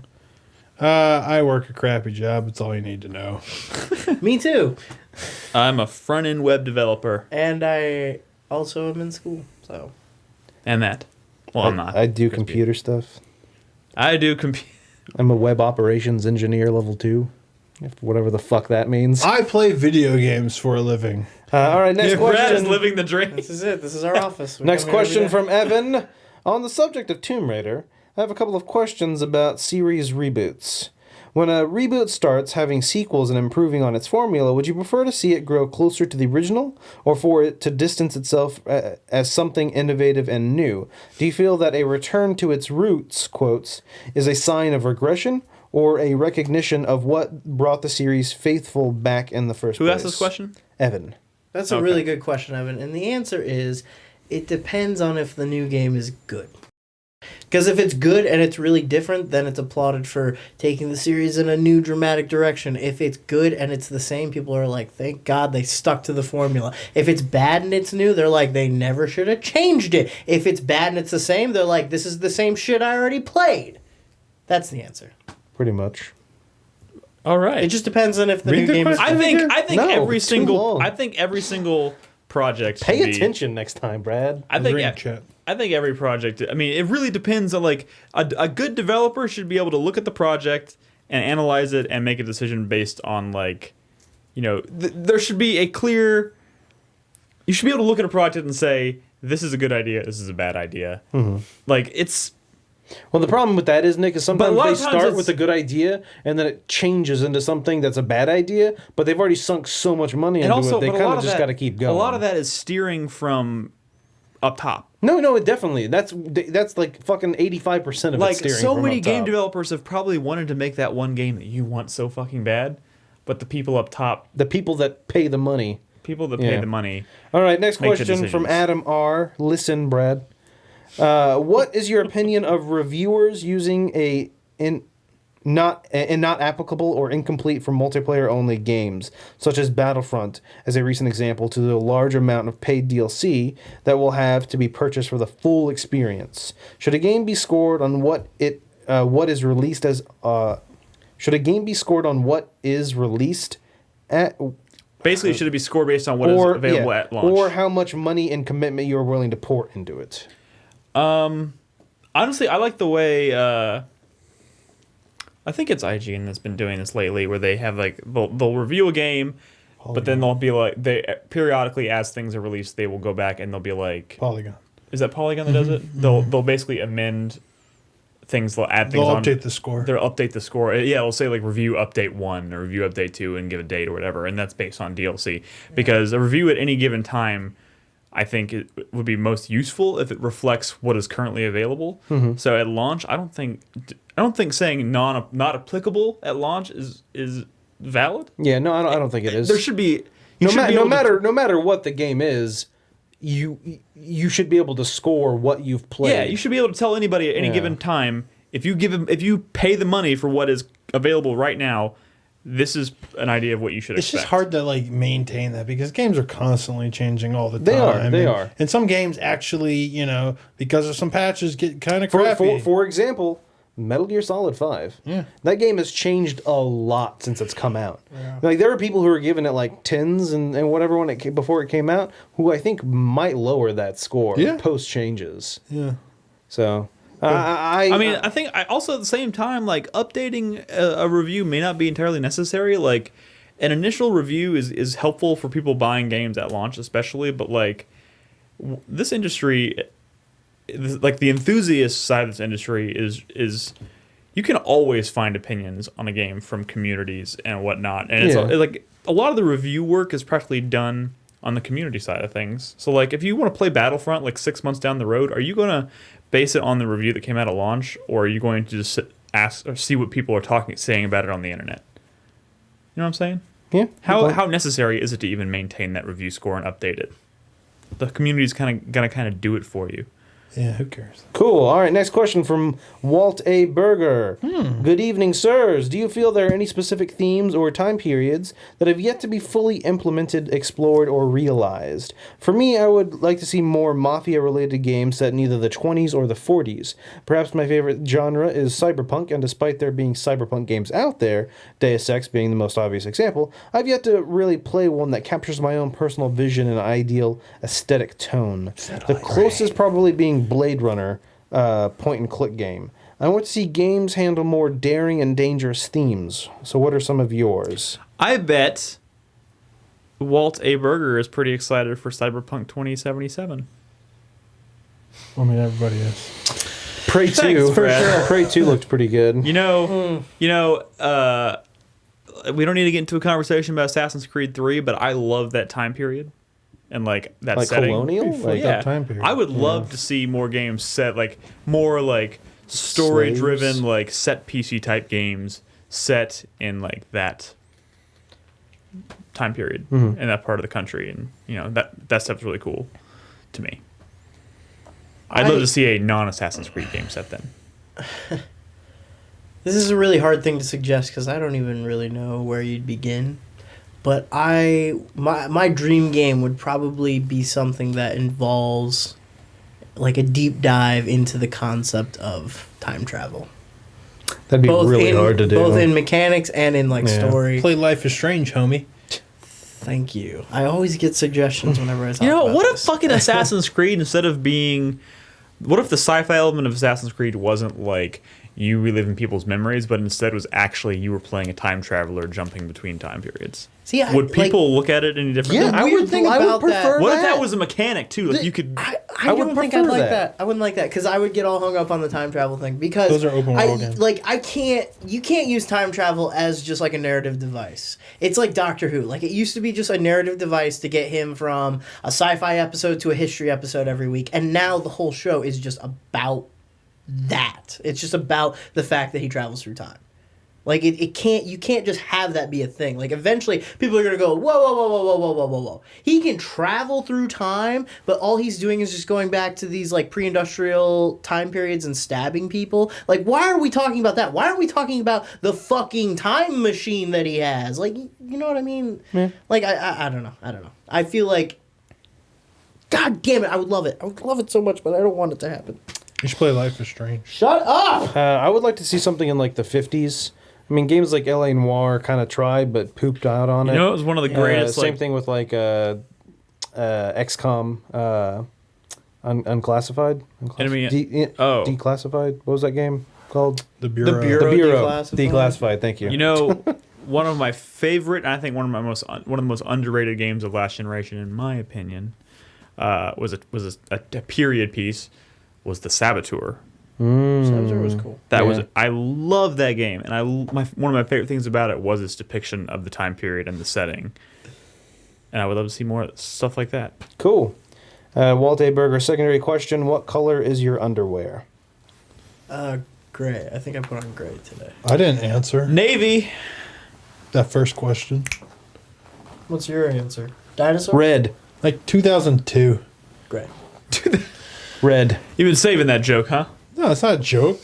I want to see like more modern games, but set like in like the slight past. South Pacific in the 1920s heroin trait. Fuck you, Chris Davis. Before we had crazy Horror of the Orient. smartphones. Horror of the Orient looked like it was going to be a cool game, but that's probably not ever happening. All right, next question. Come on. We do too much time on these.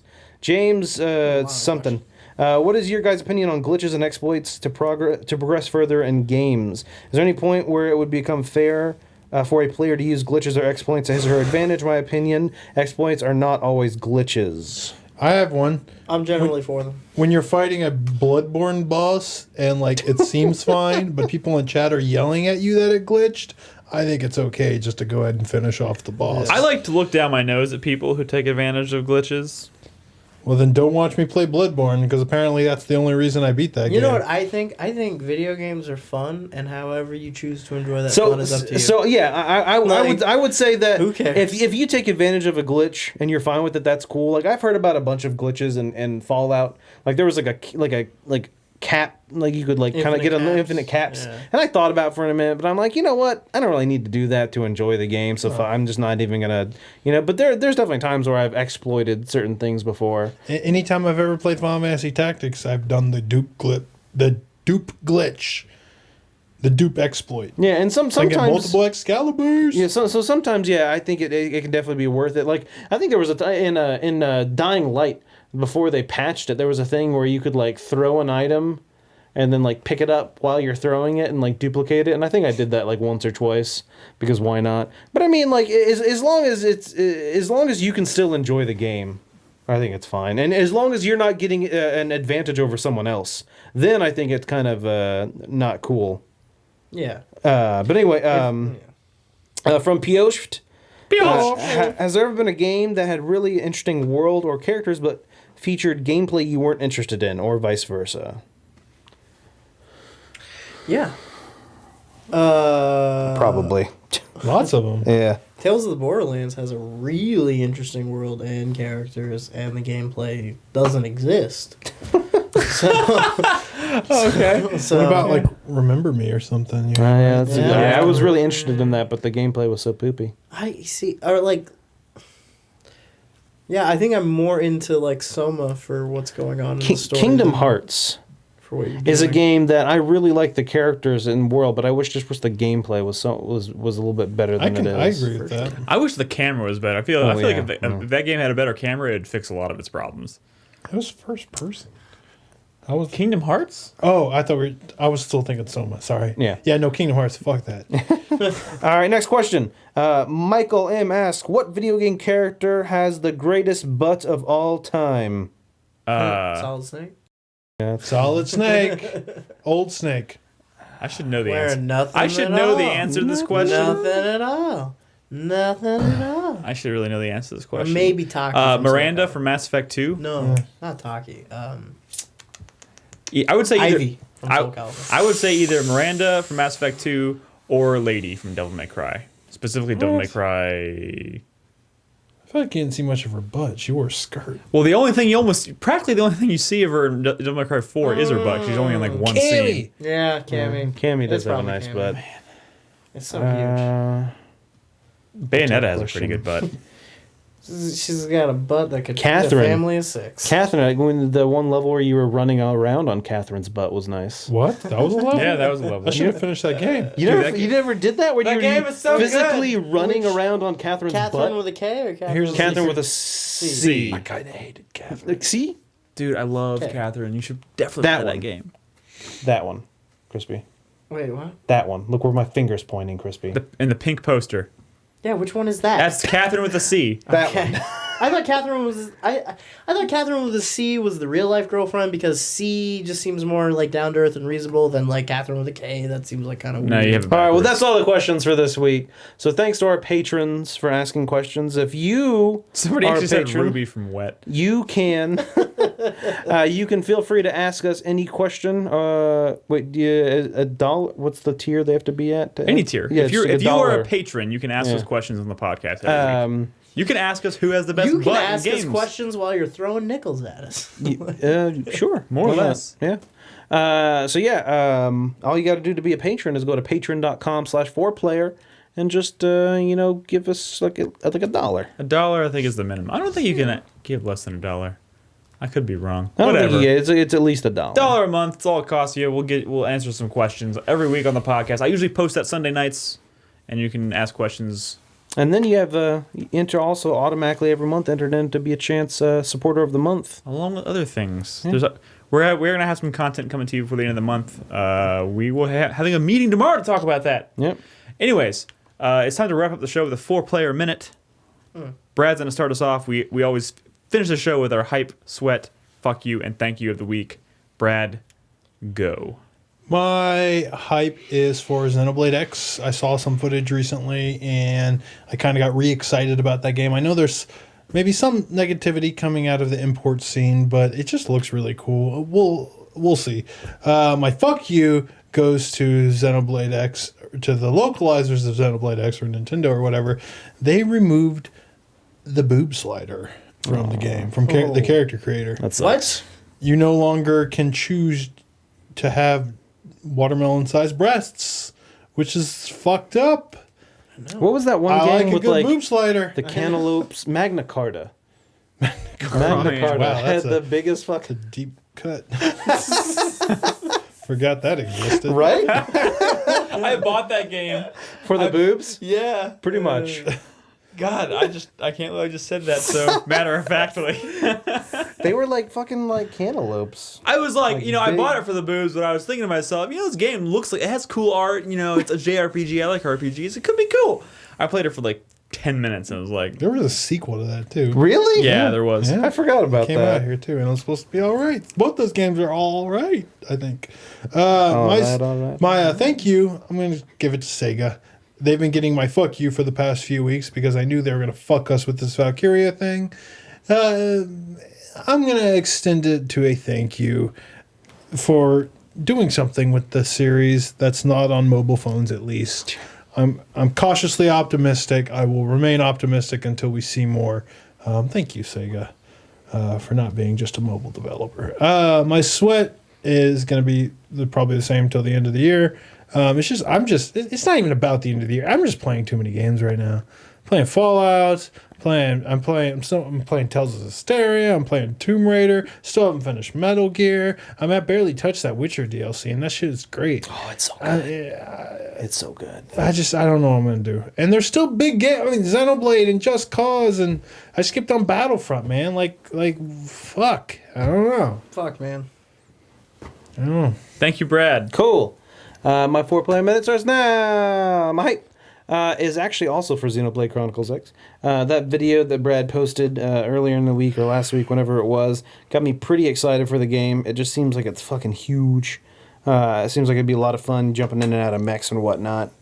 My sweat is not for all the games that are coming out. It's specifically for Fallout 4, just because there's so goddamn much to do in this game. Like, I was playing yesterday, and I was like, oh, well, you know what? It's close to bedtime. Let me just finish up doing this one thing. And then it was like an hour and a half. Time to go to work. Like what the fuck? Like, it's just like game. Like, Where did the time go? it's ridiculous. It feels like I do nothing. It feels like I've done nothing. It feels like I walked here, did that, and all of a sudden like an hour has passed. Yeah, it really does. I mean, I know I'm doing things. It's not like I know I'm not doing nothing. I know I'm having fun. I'm enjoying this. Fun. It's really painful. My sweat was that? No, that was my sweat. My thank you this week goes to wait, I had it and I lost it. Goes to Brad. No, not Brad. Definitely Being a not Brad. swell guy. Definitely not Brad. It's right there. Game. You lost it. Yeah, I lost it. So no thank you this No week. Go thank you fuck for yourself. anyone. And then my fuck you definitely goes to the companions in Fallout 4. Oh my god, they are so fucking annoying. Please, Bethesda, somehow put a patch out that makes them less fucking your way? Yeah, that's really it. Dude, how many doors have I not been able to walk through because you're standing It's right really in the middle I of it? want to bring them with me because they are interesting. They actually have things to say. It's just they're always in the fucking way. Yeah. That's it. Crispy. My sweat this week is for Xenoblade Chronicles X, because I actually really do want to play this game. But that whole fucking 80-hour roadblock to get that mech. Shut the fuck up. Dude, I'm going to get that game, and I'm going to get the mech in 20 hours.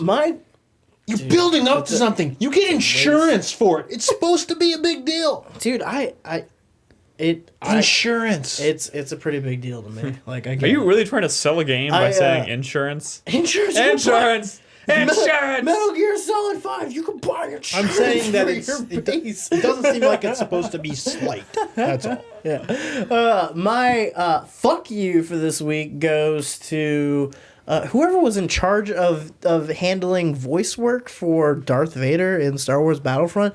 It's bad, guys. it's bad. Like, all the other ones are kind of like, all the other characters are kind of okay. Darth Vader, they literally just, like, took an intern, they sat him in front of a microphone, gave him one of those Hasbro voice-changing Darth Vader helmets, and said, okay, read this. That's what it sounds like. Wow. It is not even close. It is not even close. It's really bad. I feel like that should be... I don't know why. Like, all the other characters, Han Solo, Luke Skywalker, Leia, the Emperor, Boba Fett, like, they're all fine. But for whatever reason, Darth Vader just really sucks. What easy, he kind of fucked up his vocals, man. Yeah, he got punched in the throat, and yeah, I don't know. My thank you. Am I on? Yeah, my thank you for the week is for the internet, I guess, as a whole, or whoever is responsible. Mystery Science Theater 3000, it's coming back. Yep, they hit their goal last week in some form. Yeah. No, we talked about them doing the Kickstarter, but they hit their goal for 3 episodes. If they get a little bit more, they'll be able to do a whole season. It's awesome. They announced the new host. It's Jonah Ray from the Nerdist podcast. He's a pretty funny dude. Yeah, I just fucking love it. Can't wait. And my hype for this week is for No Man's Sky. Oh, I thought you forgot about it. Nope. I was hoping you did too. I was really hoping so I could rub it in your face. Every week until that game is out. Great. Can't wait. All right. My sweat right now goes to both the Twilight Princess HD collection, thank you, Brad, and the Valkyria Chronicles reboot, thank you, Brad, for... I went into this podcast very, very excited for both of those things, and you just delivered news on both of them that just shattered my expectations. Gotta read the fine print. I haven't had a lot of time to read fine print lately, so thank you, Brad. I blame you entirely if those fuck up. My fuck you of the week is gonna go.